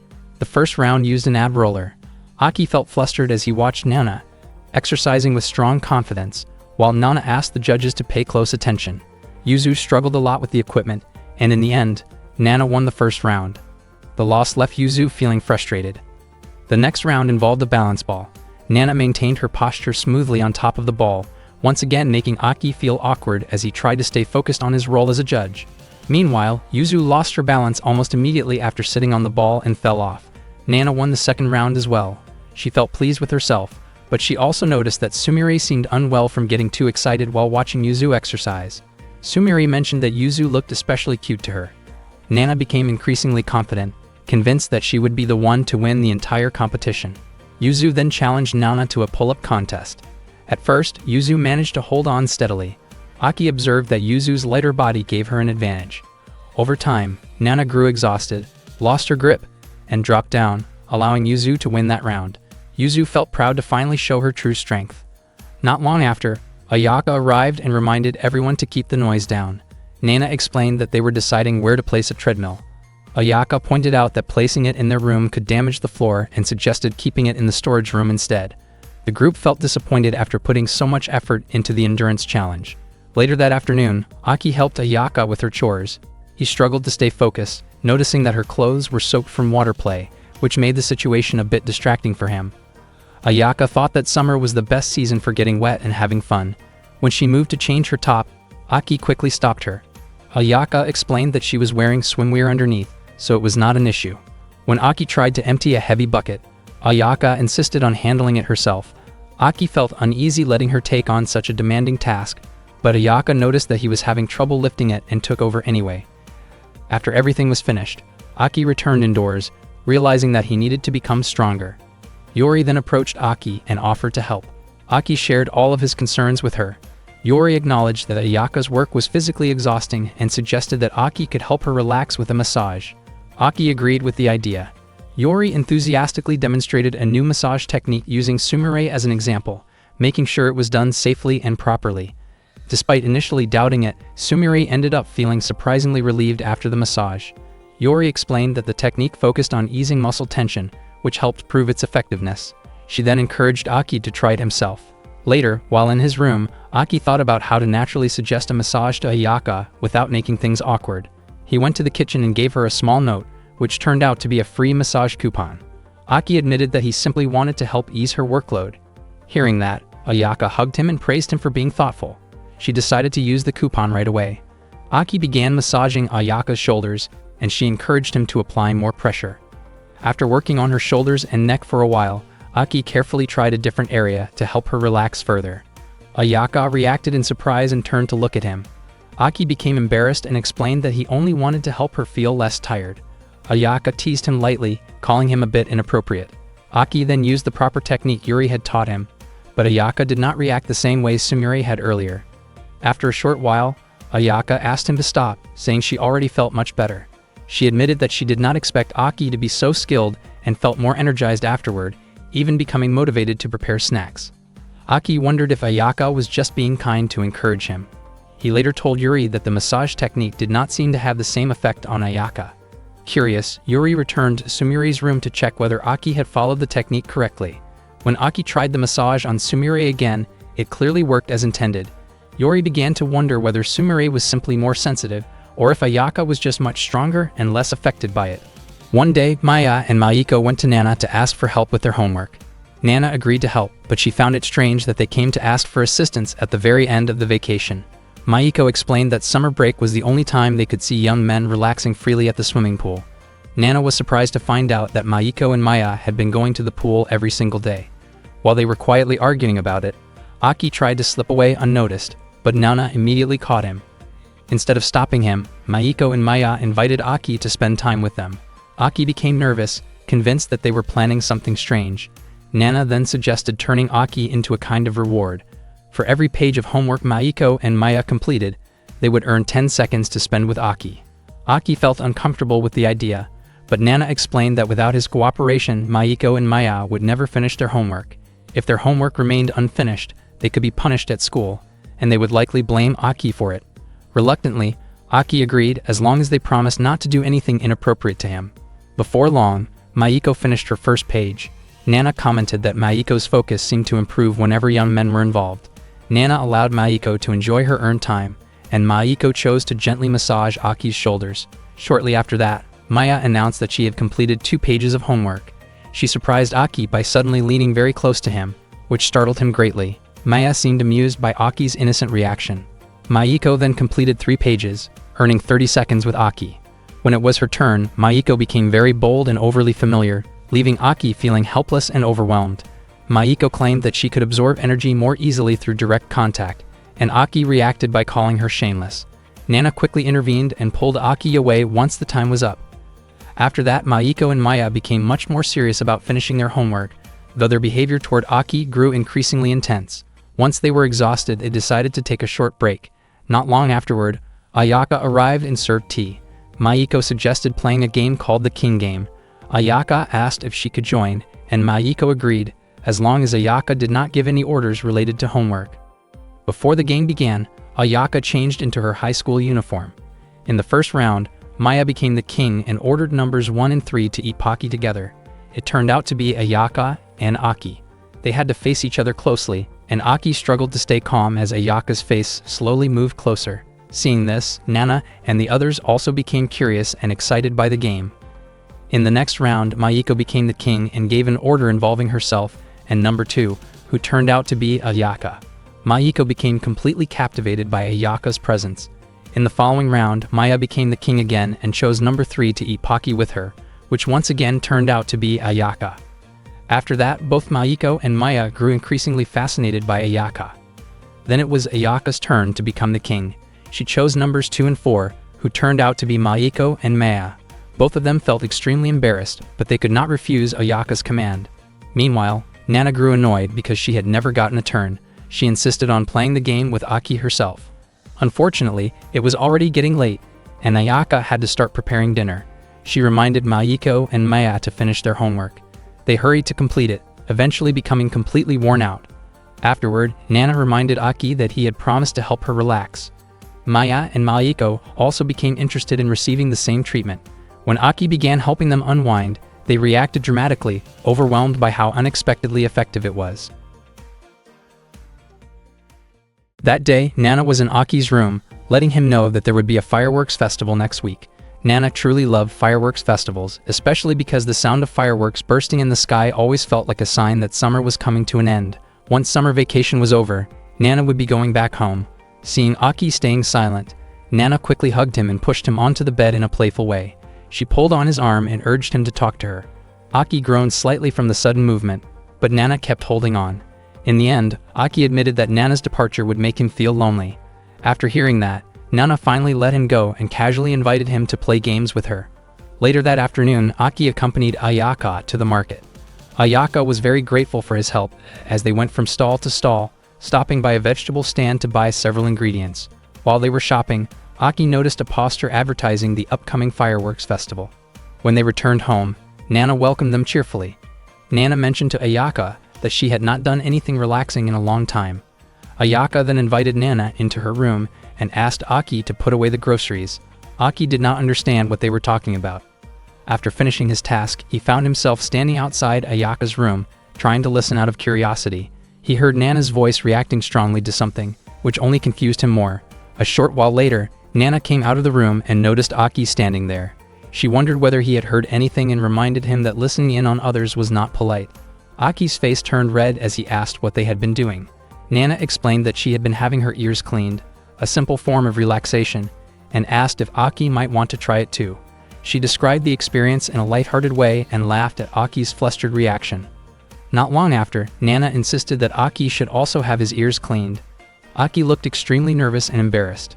Ayaka smiled gently at him, while Nana closed the door behind them and left.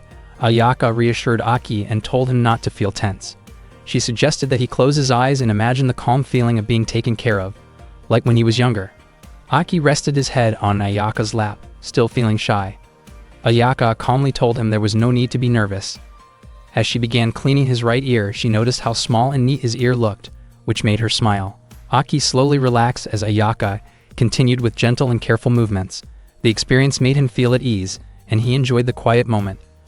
After finishing, Ayaka lightly blew air near his ear, causing him to shiver slightly from the unexpected sensation.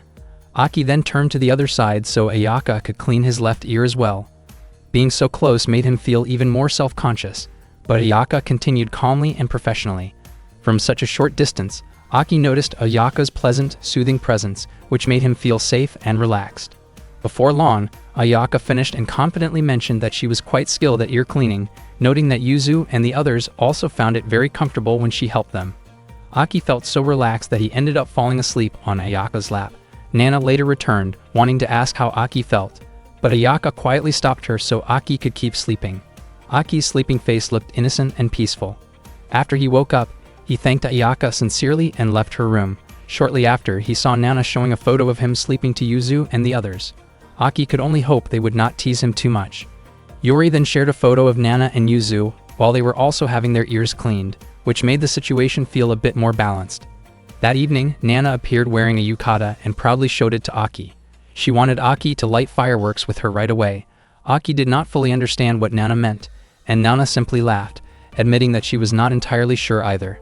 Soon after, Ayaka joined them and pointed out that Nana's yukata looked a bit messy, asking whether it had been worn properly. Nana commented that the traditional way of wearing it felt uncomfortable, while Ayaka explained that wearing it correctly would actually make Nana look more charming. Nana casually suggested skipping some of the usual layers, which surprised Aki and left him visibly startled. Nana then admitted that she had never seen Ayaka wear a yukata properly before. Ayaka explained that it was difficult to find one that fit her well.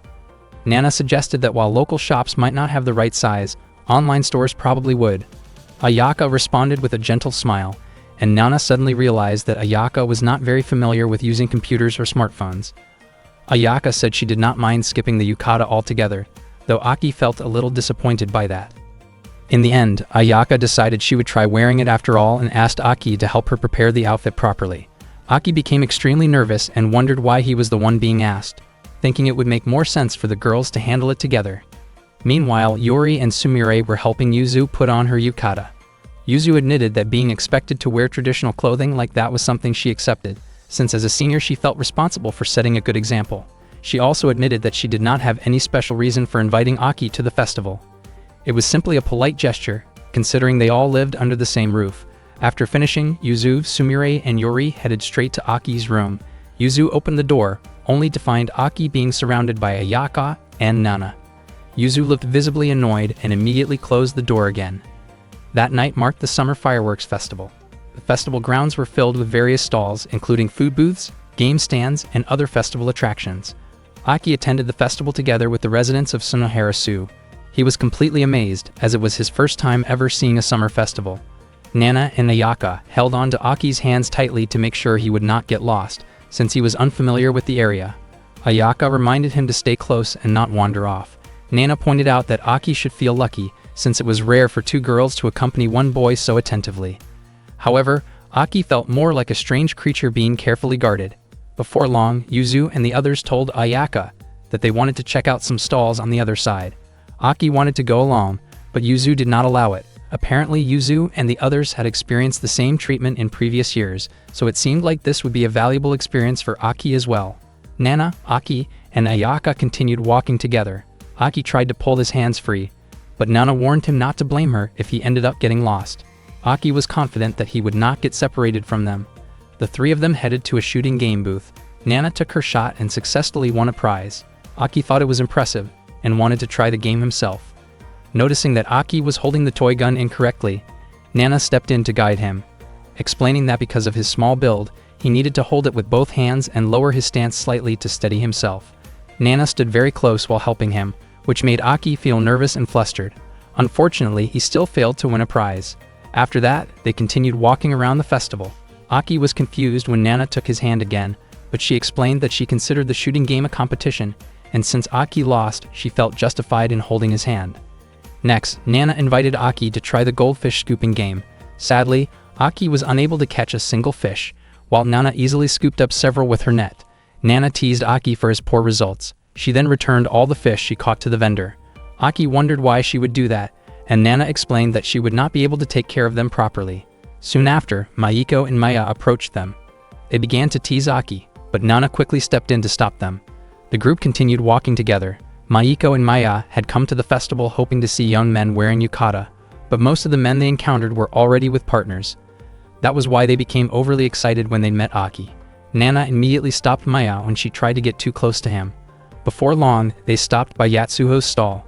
Yatsuho greeted them cheerfully and jokingly referred to it as a girls' outing, which Aki objected to since he was a boy.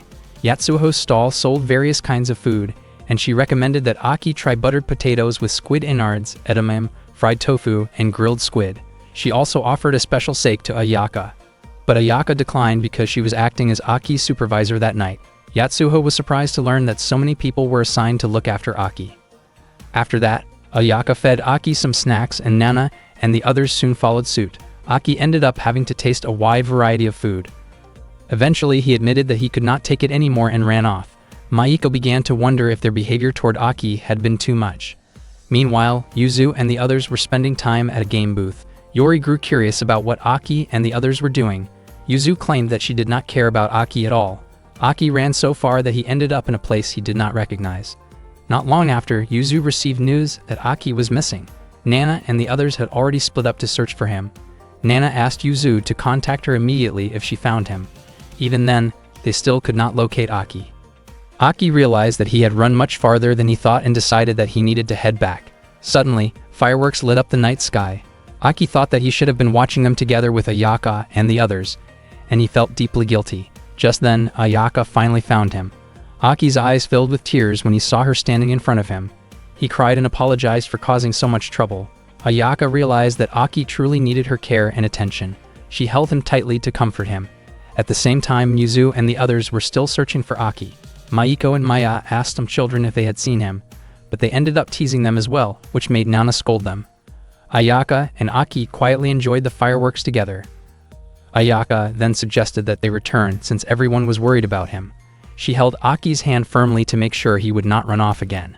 Aki's face turned red because of the way Ayaka treated him as they walked toward the festival grounds. Along the way, Aki kept wondering whether the atmosphere around them could be called romantic. Ayaka smiled at him, which only made him feel even more nervous. Suddenly, Yuzu's voice was heard from the information center, calling out to Aki and asking where he was. Yuzu also asked him to return right away. Aki was startled when he heard Yuzu's voice. Ayaka smiled again and encouraged Aki to quickly go meet the others. Ayaka and Aki then joined their friends to watch the fireworks together, and everyone looked genuinely happy. The final burst of fireworks was especially large and magnificent, filling the sky. After the last firework exploded, the summer festival finally came to an end. The next day, Nana invited Aki to play games with her. As usual, Aki sat close to Nana while they played, and Nana stayed right behind him in a relaxed and friendly way. Nana teased Aki for being bad at games, just like always, because he kept losing. Even so, Aki did not give up easily and continued trying again and again. Nana mentioned that she wanted them to play games together again the next time they met during the following vacation, and she hoped that Aki would be better than before.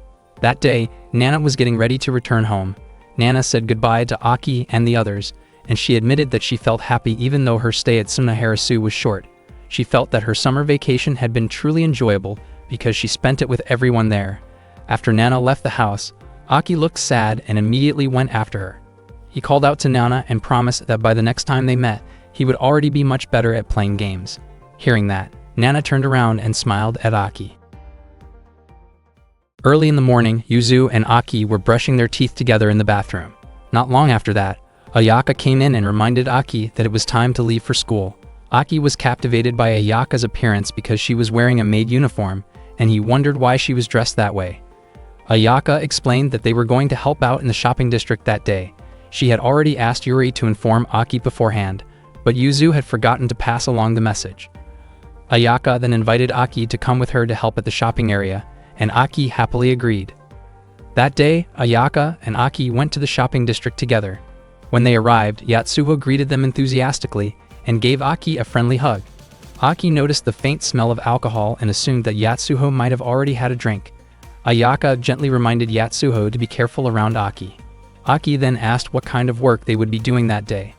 Ayaka explained that there was a Sake-themed Oktoberfest-style event, and both of them would be helping out during the festival. Yatsuho welcomed Ayaka and Aki into her stall, which displayed a wide variety of beer and sake. She proudly mentioned that her grandfather had been a big fan of sake, which was why she took pride in the collection. Ayaka commented that Yatsuho had been doing a great job since taking over the sake shop. Hearing the compliment made Yatsuho look shy. Aki, on the other hand, did not immediately see Yatsuho as a particularly responsible worker. Ayaka then explained that the idea of asking a new student to help during the beer festival had actually come from Yatsuho.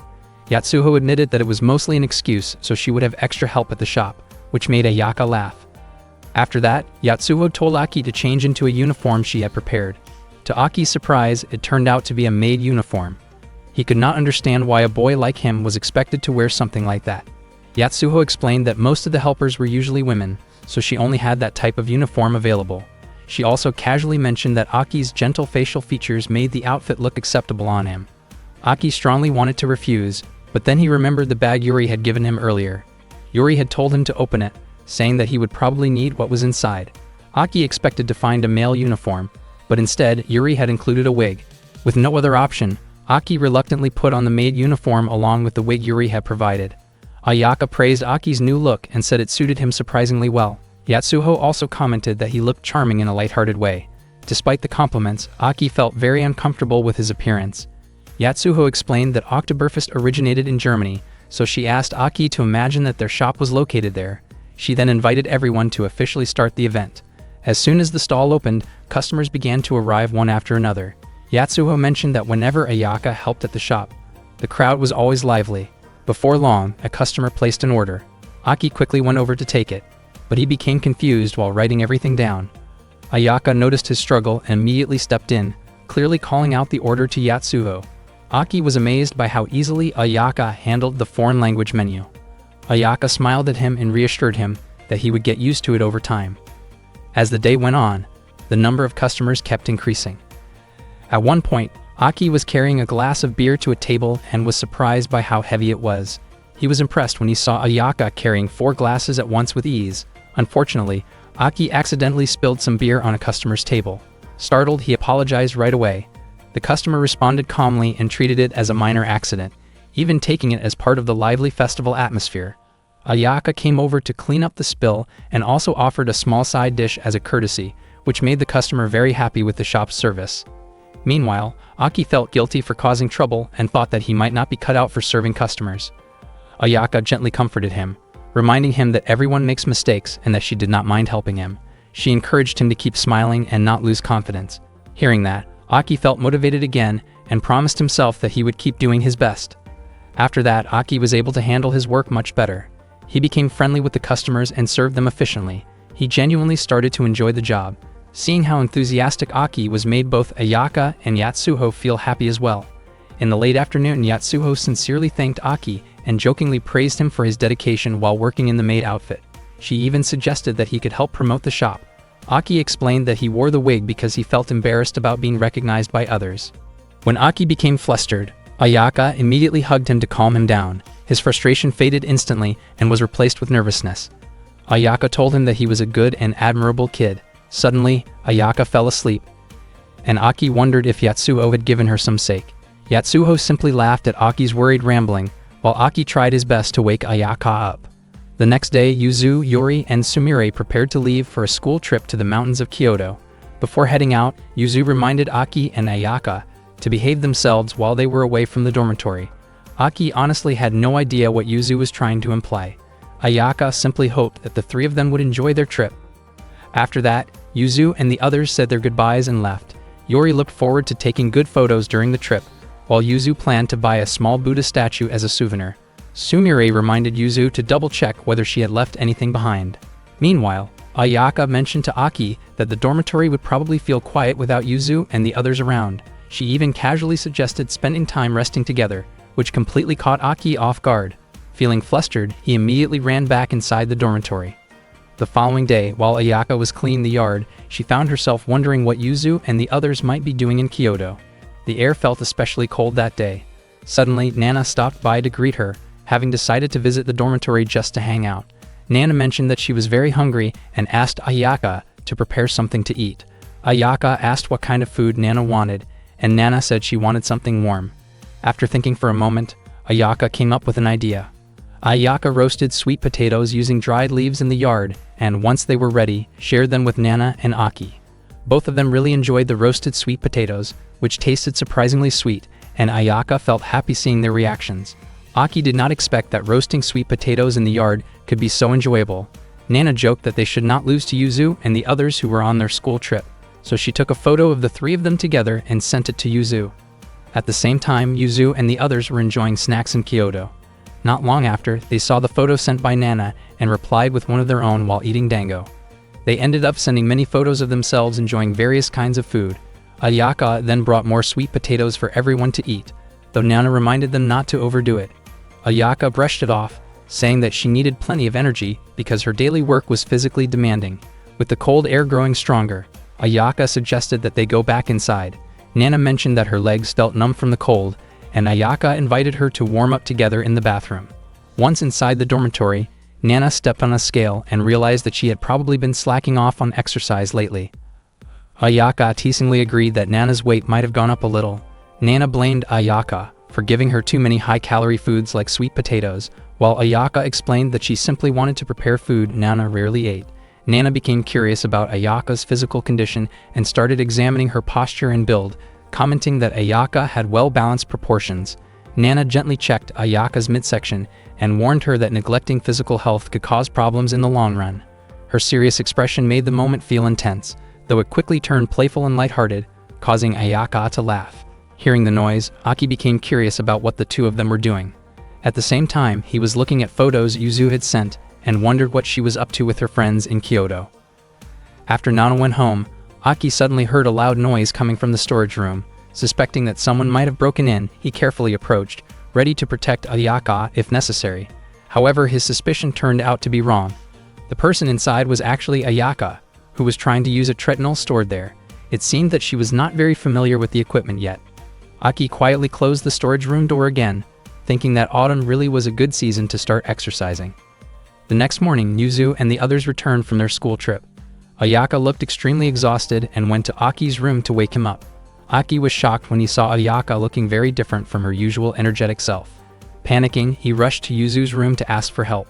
He explained that Ayaka had collapsed in his room and asked Yuzu to take her to the hospital. Yuzu told Aki to calm down and asked him to step outside because she was in the middle of getting changed. After that, Yuzu and Aki quickly returned to Aki's room to check on Ayaka's condition. Aki was overwhelmed with worry, fearing the worst. Yuzu reassured him and suspected that Ayaka was simply suffering from a mild cold. Aki mentioned that he had seen Ayaka exercising the previous day while wearing clothes that were too light for the cold weather. Yuzu agreed that this was likely the cause. She lightly pinched Aki's cheek and demanded an apology for earlier entering her room at an awkward time, which Aki immediately did. Yuzu decided that Ayaka should stay in Aki's room since moving her would be difficult. Sumire arrived with pajamas, while Yuri brought towels to wipe Ayaka's sweat. As they prepared to change Ayaka's clothes, Yuzu firmly sent Aki out of the room. Afterward, Yuzu entrusted Ayaka's care to Aki because the three of them had an important student council duty to attend to. Yuzu planned to inform the teacher in Aki's class and made it clear that she was relying heavily on him to look after Ayaka. Aki agreed without hesitation, and not long after, Yuzu, Yuri, and Sumire headed to school together. At that time, Ayaka was dreaming about Aki gently feeding her a bowl of hot udon. The warmth felt so real that it startled her awake. As her eyes slowly opened, Ayaka realized she was in Aki's room. She assumed everyone had already left for school, but then Aki suddenly came in carrying a bowl of porridge he had prepared for her. Ayaka wondered why Aki had not gone to school. Aki had already arranged for Yuzu to explain his absence to the teacher. He could not bring himself to leave Ayaka alone while she was sick. He encouraged her to get plenty of rest and confidently mentioned that for that day, she could rely on him. Ayaka teased him by saying she did not usually want to depend on a student who skipped school. Aki looked a little guilty after hearing that, and Ayaka quickly admitted that she was only joking. Ayaka was eager to taste the porridge Aki had made. Without hesitation, she opened her mouth and accepted each spoonful from him. Aki became very nervous and shy while feeding her, but he focused on making sure she ate properly. After finishing the porridge, Ayaka thanked him sincerely. She was sweating heavily, and Aki suggested that she change into clean clothes to feel more comfortable. He tried to leave the room to give her privacy, but Ayaka asked for his help wiping the sweat from her back. Aki hesitated for a moment, yet he agreed, reminding himself that he was simply taking care of someone who was unwell. Ayaka moved carefully so she could stay covered and comfortable, and Aki made sure to respect her boundaries. He calmly wiped the sweat from her back and shoulders, asking her to stay still so he could finish quickly. Although he was clearly nervous, Aki focused on helping her feel better. Ayaka relaxed and appreciated his kindness. Once he was done, she thanked him again, and Aki quietly stepped back, relieved that he could help her recover. The next day, Ayaka had fully regained her energy. She greeted everyone at Sunaharasu with a bright smile and apologized for causing trouble the day before. She mentioned that Aki had taken great care of her while she was sick. Yuzu became curious and wondered if Aki had done anything strange while Ayaka had a fever. Aki made it clear that he had simply taken his responsibilities seriously. As Ayaka leaned close to him in a playful, affectionate way, Aki suddenly started coughing. Ayaka worried that he might have caught her fever, but Aki explained that he was just feeling a bit unwell from exhaustion. Ayaka cheerfully said that if Aki did end up getting sick, it would be her turn to take care of him. Hearing that, Yuzu, Yuri, and Sumire exchanged knowing looks and seemed to understand what kind of day Aki had gone through. To avoid further teasing and questions, Aki quickly urged everyone to head to school before they were late. That afternoon, Yatsuho stopped by the Sunaharasu dorm to visit Ayaka. She brought a pair of aquarium tickets and handed them to her. Ayaka thanked Yatsuho warmly. Yatsuho also suggested spending some time drinking together, but Ayaka turned the idea down at first because it was still early in the day. Yatsuho thought that Hirayoshi tasted especially good during a calm autumn afternoon and gently encouraged Ayaka to at least try a little. Ayaka felt certain that Yatsuho's real reason for visiting the dorm was to find someone to share a drink with, so she welcomed Yatsuho inside. On another day, the streets around downtown Tokyo were decorated with a Halloween theme. Young children walked around in colorful costumes, collecting bags of candy. After school, Aki wandered alone through the city. He was amazed by how impressive a big city could be. Before long, he ran into Nana, Maiko, and Maya. Nana greeted Aki right away, and Maiko and Maya were also clearly happy to see him. Nana was eager to invite Aki to hang out together. Before Aki could respond, Maiko and Maya enthusiastically pulled him along to join them. Maiko mentioned that she wanted to show Aki how to enjoy himself more freely. They took Aki to a karaoke place. Not long after arriving, Nana and her friends appeared wearing Halloween costumes and cheerfully celebrated the holiday with Aki. Aki wondered where they had gotten the outfits, only to learn that they had rented them for fun. They all sat together on one sofa, but since the space felt a bit cramped, Nana suggested that Aki sit closer so everyone could fit comfortably. Maiko teased Nana for clearly trying to find an excuse to stay close to Aki. Nana and Maiko quickly picked songs they wanted to sing, while Nana grew curious about what kind of song Aki would choose later. Maiko sang first, performing with a lot of energy and confidence. After her turn, Maya sang with deep emotion. Nana followed with an upbeat performance full of excitement. Once the three of them finished, it was finally Aki's turn to sing in front of them. Maiko encouraged Aki to choose a song, but he admitted that he did not know how to use the machine. It turned out that this was Aki's first time ever visiting a karaoke place.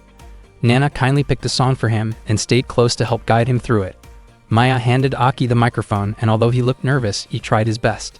Seeing his effort, Maiko and Maya became even more supportive of him, cheering him on from nearby and making the atmosphere lively and encouraging. Aki took a deep breath and focused on singing as best as he could. After spending a long time enjoying karaoke, the four of them walked around together. Nana suggested stopping by an arcade, and Maiko and Maya agreed right away. Aki hesitated because it was already getting late and he needed to return to the dorm, but Nana stopped him and suggested taking photos together at a photo booth studio first. Meanwhile, back at the dorm, Yatsuho and Ayaka were chatting comfortably while enjoying their drinks. Ayaka sampled the beverage Yatsuho had brought and found its aroma calming. The flavor was smooth yet rich, making it easy to enjoy. Yatsuho mentioned that the drink paired especially well with fish dishes. They continued talking and drinking, losing track of time, until both of them ended up feeling quite tipsy. Yatsuho, clearly tired, mentioned that she still had work the next day, and Ayaka encouraged her to rest and take care of herself. Yatsuho leaned against Ayaka, expressing how comforting it felt to be there. Ayaka responded with a gentle smile and stayed by her side. At the same time, Aki, Nana, and the others were taking photos together at the studio.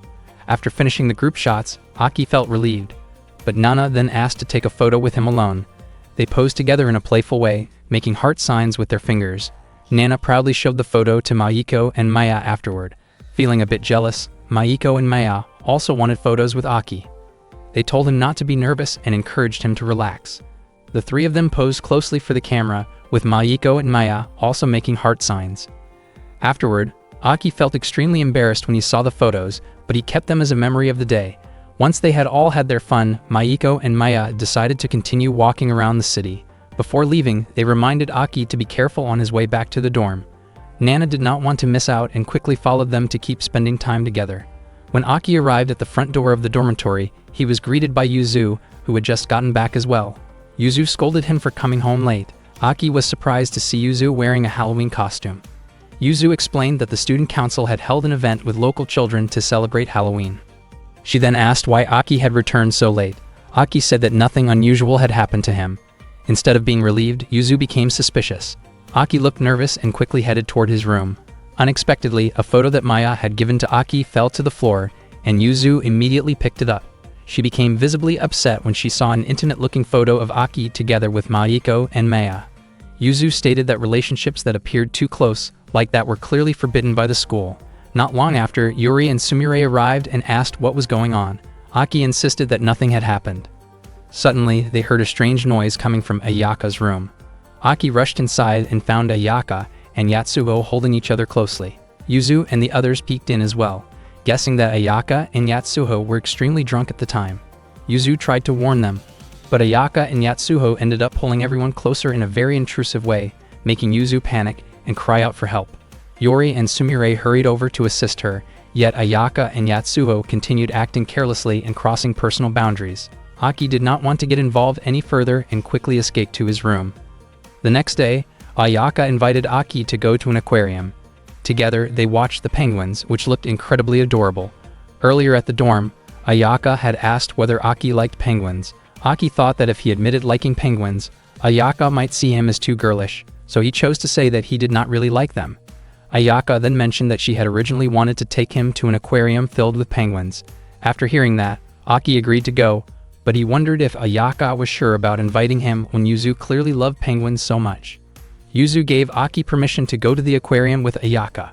Aki asked whether Yuzu disliked aquariums. Sumire explained that Yuzu was still traumatized after watching a shark movie. Because of that, Aki finally went with Ayaka to an aquarium in Tokyo. Ayaka admitted that it had been a long time since she had gone out alone with Aki. She wanted to hold his hand so that he would not get lost. When Aki noticed a strange-looking fish, Ayaka deliberately copied its movements in a playful way. Aki immediately suggested moving to another area. He had not expected Ayaka to be so energetic. They then arrived at the penguin enclosure, and Aki's face lit up as he watched the adorable penguins. Ayaka commented that the group of penguins looked just like the residents of Sunaharasu. Aki thought that the penguin's behavior reminded him of Yuzu when she was scolding him. Ayaka suggested buying some sweets to enjoy while watching the penguins, and Aki ordered a soft serve ice cream. He looked completely absorbed in watching the penguins, as he genuinely found them extremely cute. After they were satisfied with their walk around the penguin area, Aki and Ayaka visited the merchandise shop. Seeing so many penguin plush toys lined up on the shelves, Aki unconsciously remarked on how cute they were. When he realized that Ayaka was right beside him, he quickly changed his tone and said they were just average. Ayaka ended up buying a penguin plush as a souvenir anyway. When they returned to the dormitory, Aki gave the penguin plush to Yuzu. He excitedly told her about how fun the aquarium trip had been, especially watching the penguins. Yuzu admitted that going to an aquarium to see penguins was indeed very enjoyable, and she even joked that it would be perfect if marine life only consisted of penguins. She said she was interested and wanted to go to the aquarium someday. Aki then added that there were also very large sharks at the aquarium. Hearing that, Yuzu screamed and immediately ran into her room. Aki deliberately teased her by mentioning how big the sharks were. One day, Aki and Sumire were sitting together in the common room. Sumire showed him an old photo of herself with Yuzu and Yuri from when they were still in grade school. According to Aki, Yuzu looked like she had not changed at all since then. Yuri came over and commented on how close Aki and Sumire seemed, even saying that Sumire looked like an older sister to Aki. Aki thought that Sumire did not really resemble him at all. Sumire then asked Aki to call her big sister. Yuzu joined them and asked whether they were talking about something interesting. Yuri explained that Sumire was trying to get Aki to call her big sister. Yuzu insisted that only she deserved to be called big sister by Aki. She wondered why Aki was staring at her with such a blank expression. Yuzu claimed that she would show him what a perfect big sister was like, but Aki refused. Yuzu then asked Aki to lie down with his head resting on her lap. Aki complied and slowly placed his head there. Yuzu looked extremely nervous and asked him not to look at her face. Aki was confused about why she made that request. Yuzu covered her face with her hands so he would not see how embarrassed she was.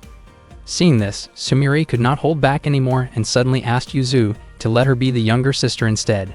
Sumire lifted Yuzu up and invited her to take a bath together, claiming that bathing together would strengthen sibling bonds. Yuzu was shocked by Sumire's bold behavior. Yuri commented that Yuzu did not seem ready to be a proper big sister yet, since she was still too shy, whereas a big sister should be more confident and decisive. Yuzu then asked Yuri to demonstrate what a true big sister was like. Yuri responded by asking Aki to become her little brother. Yuri asked Aki to lie down on the bed, then she peeled an apple for him. They played along as if Aki had a fever, with Yuri acting like an attentive older sister who was taking care of him. After that, she carefully fed him the apple. Aki felt confused about why Yuri was taking the role so seriously, but he could not refuse the gesture. Little by little, he ate the apple from her hand. Yuri's face turned red, and she had not expected that simply feeding Aki would make her feel that shy. Next, it was Sumire's turn to act as an older sister to Aki. She asked him to wait outside the bathroom, and after a short while, she invited him to come closer. Aki immediately felt uneasy about the situation. When he opened the bathroom door, he realized that Sumire was getting ready to bathe and casually suggested that they share the space. Aki's face flushed, and he was surprised by how relaxed Sumire seemed around him. From her point of view, she treated the situation as something natural within a family, without any sense of embarrassment. Yuzu then showed up and pointed out that the idea of siblings bathing together felt strange. Sumire responded by bringing up how Nana and Ayaka often enjoyed bathing together. Yuzu explained that Nana and Ayaka were both girls, so she saw that situation as more understandable. Yuri admitted that she was an only child, so the image of an older sister she could imagine most clearly was Ayaka. Yuzu felt the same way. The three of them realized that, in their own minds, they all saw themselves as younger sisters to Ayaka. Yuzu then wondered what Aki thought about the idea of spending time so closely with an older sister, especially since he actually had one. Aki's response sounded uncertain and left Yuzu puzzled. He always seemed to avoid conversations about his older sister. It was not that Aki disliked her, they simply no longer lived together, and that distance made the topic feel complicated for him. Yuri became curious about what was really going through Aki's mind. One day, a girl carrying a black umbrella walked through the streets of Tokyo. She passed by Yatsuho's drink shop and then continued toward the dormitory area. When she finally arrived in front of Sunaharasu, she smiled softly, relieved that she had found the place she was looking for.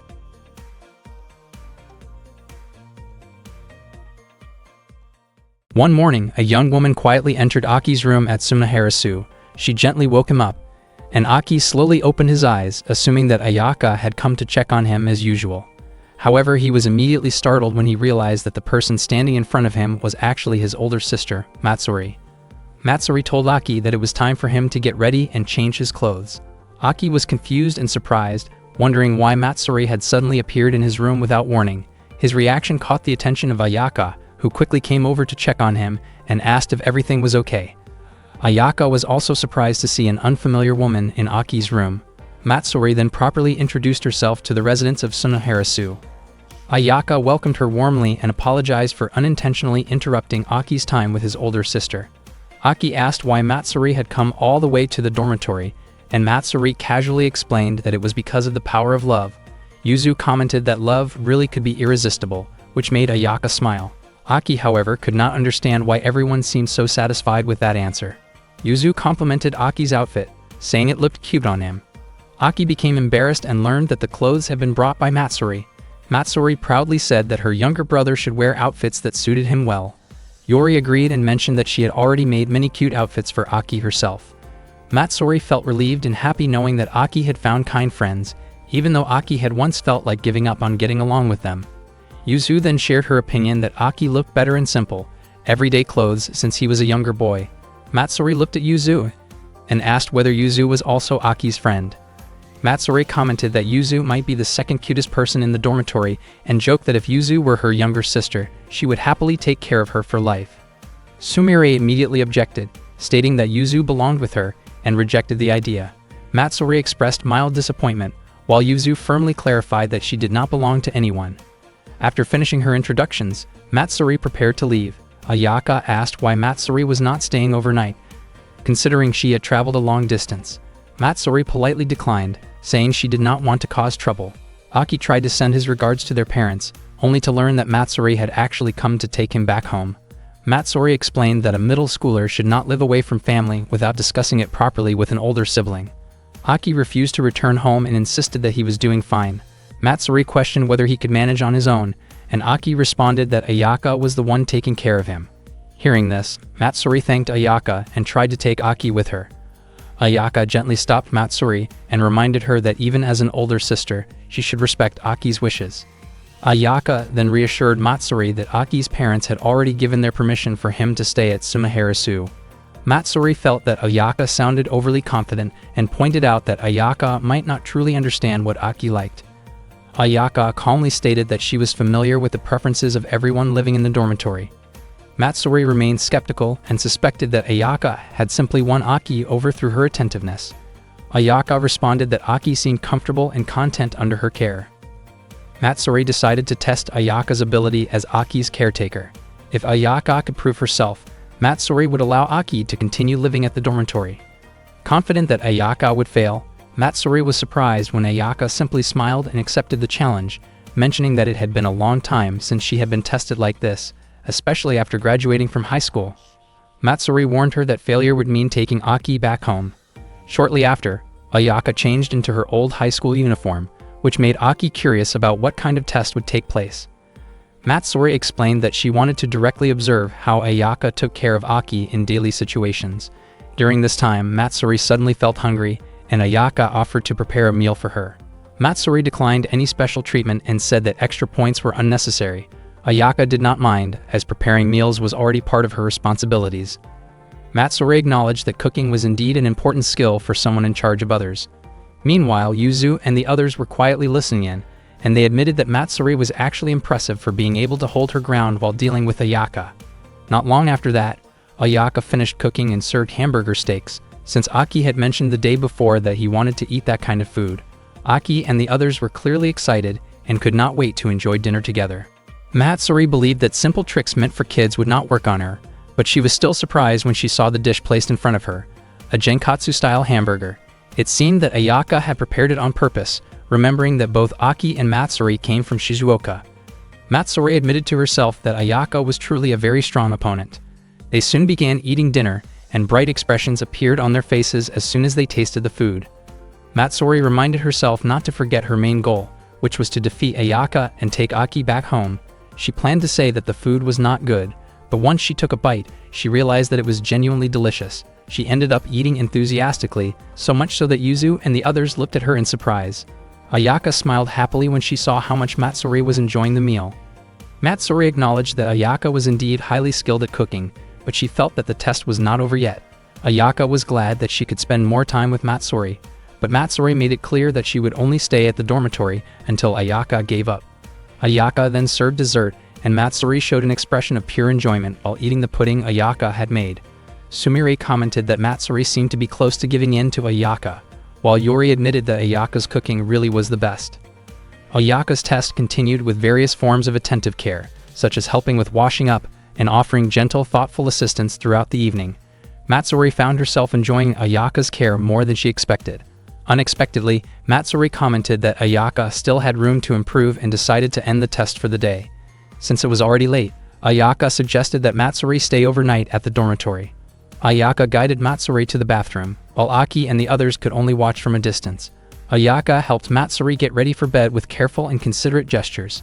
Matsuri did not expect Ayaka's attentiveness to go that far, and she found herself feeling surprisingly comfortable. Afterward, Ayaka praised Matsuri gently and helped her settle down to sleep. Some time later, Matsuri woke up and realized that she had almost been swept away by the atmosphere, even though she still needed to take Aki home. Ayaka also woke up and noticed that Matsuri was having trouble sleeping. Ayaka reminded her that they had not had time to properly relax earlier. Ayaka suggested that Matsuri take a bath to unwind. While soaking, Matsuri reflected on how she had nearly lost herself earlier, but she reassured herself that she would not lose to Ayaka. Suddenly, Ayaka came by to check on her and offered to help make sure she was comfortable. Matsuri was startled and said that Ayaka did not need to go that far. Ayaka simply smiled and explained that taking care of others was part of the Sunoharasu tradition. Hearing that, Matsuri wondered if Aki had also received the same kind of care from Ayaka before, and Ayaka admitted that he had. Ayaka realized that Matsuri truly cared deeply about Aki. Matsuri felt confident that her affection for Aki could not be surpassed because he was her younger brother. Ayaka then wondered if things would be easier if she could be like an older sister to both Matsuri and Aki. She said that she would not mind looking after Matsuri as long as she stayed at the dormitory. Matsuri was confused by Ayaka's words. Ayaka explained that she wanted Matsuri to experience the warmth and care of an older sister figure. She reassured Matsuri that there was no need to worry about Aki, since Ayaka was taking good care of him at the dormitory.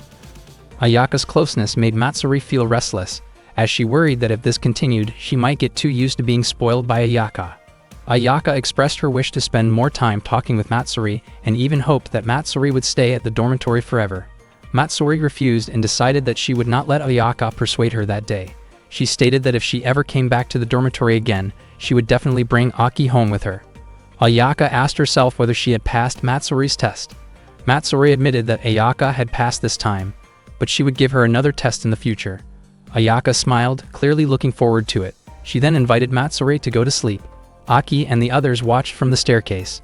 Sumire commented that it seemed like Matsuri had been completely defeated by Ayaka.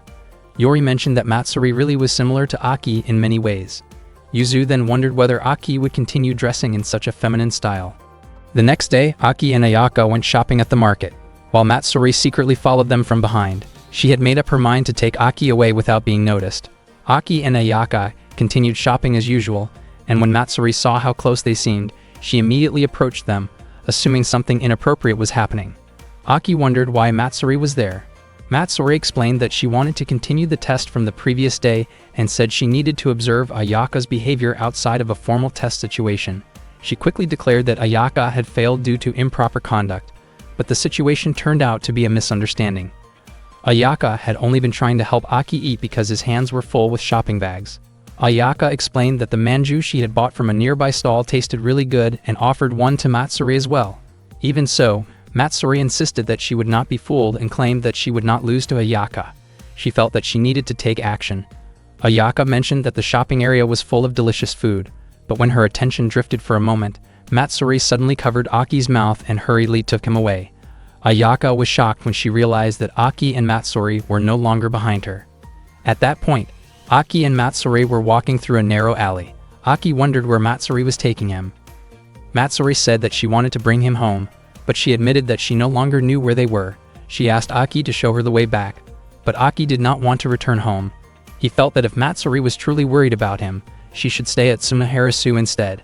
Matsuri accused him of being disobedient and continued walking in search of a way out, but it seemed they were lost.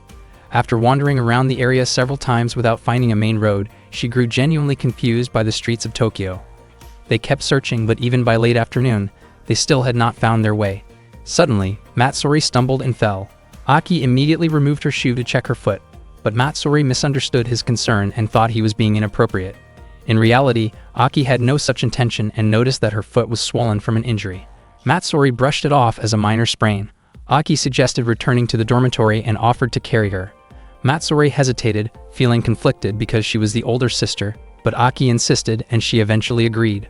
Aki carried Matsuri along the road back to the dormitory. Matsuri did not want to be a burden to him, but Aki did not mind and felt it was only natural for him to help. When they were children, Aki had once fallen and injured his leg, and Matsuri had carried him back then. At that time, Aki had wondered if he was heavy, but Matsuri had not felt burdened because she was the older sister. Without realizing it, time had passed, and now it was Aki's turn to carry Matsuri, just as she had done for him long ago. After walking for a while, they ran into Ayaka, who felt relieved to see them again. Aki explained that Matsuri's foot seemed to be sprained. Ayaka praised Aki and gently showed her affection, saying that he was a kind and caring child. That night, Matsuri returned home, and Aki felt deeply relieved. The following morning, Yuzu and the others were preparing to leave for school, but Aki was still searching for his homework book. Yuzu and the others left first, and once Aki finally found the book, he rushed to head out. Just as he was about to leave the dormitory, the doorbell rang. It turned out to be Matsuri, who announced that she had decided to transfer to a high school in Tokyo. She made it clear that she was not willing to hand her younger brother over to Ayaka so easily. Since moving into Sunaharasu, Matsuri had been overly involved in Aki's daily life, from choosing his clothes to helping him with meals and taking care of his routine. Yuzu pointed out that Matsuri's behavior seemed excessive. Aki finally realized that Matsuri's actions toward him did feel unusual. That day, Aki helped Ayaka move the kotatsu into the living room. After that, they warmed themselves underneath it together. Winter always felt closely tied to the comfort of a kotatsu. Ayaka then brought out some oranges for them to enjoy during the cold season. She had intentionally bought the oranges to celebrate the New Year season. Ayaka peeled an orange for Aki and gently offered him a piece, which he accepted with visible shyness. Aki felt as if he were Ayaka's little pet bird being carefully fed, and the thought made him even more self-conscious. After a while, Aki began to wonder why the air felt colder instead of warmer. Ayaka suspected that the heater might not be working properly, since the kotatsu was quite old, and she quickly checked underneath it. She discovered that the power cord had come loose and immediately fixed it. During that moment, Aki was startled when an accidental movement caused brief, awkward contact between them, making both of them flustered. Aki tried to stay calm as Ayaka finished checking the heater. When he asked if she was done, Ayaka responded with a relaxed smile and sat close to him so they could warm up together. Soon enough, the kotatsu started working properly again. Aki could not help but think that Ayaka's personality was far more laid back than he had expected. Ayaka later prepared some tea for him, and before long, Aki fell asleep. She gently covered him with a blanket and sat across from him, quietly watching his peaceful sleeping face. When Aki eventually woke up, he noticed the blanket and realized she had taken care of him. Ayaka then lightly teased him by pointing out a faint red mark on his face, leaving him embarrassed.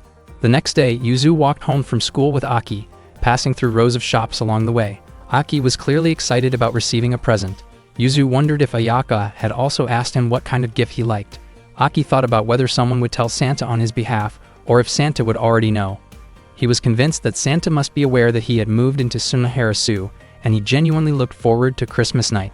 Yuzu started to question whether Aki truly believed Santa was real. After returning to the Sunaharasu dormitory, Yuzu shared her concerns with Sumire and Yori about Aki still believing in Santa.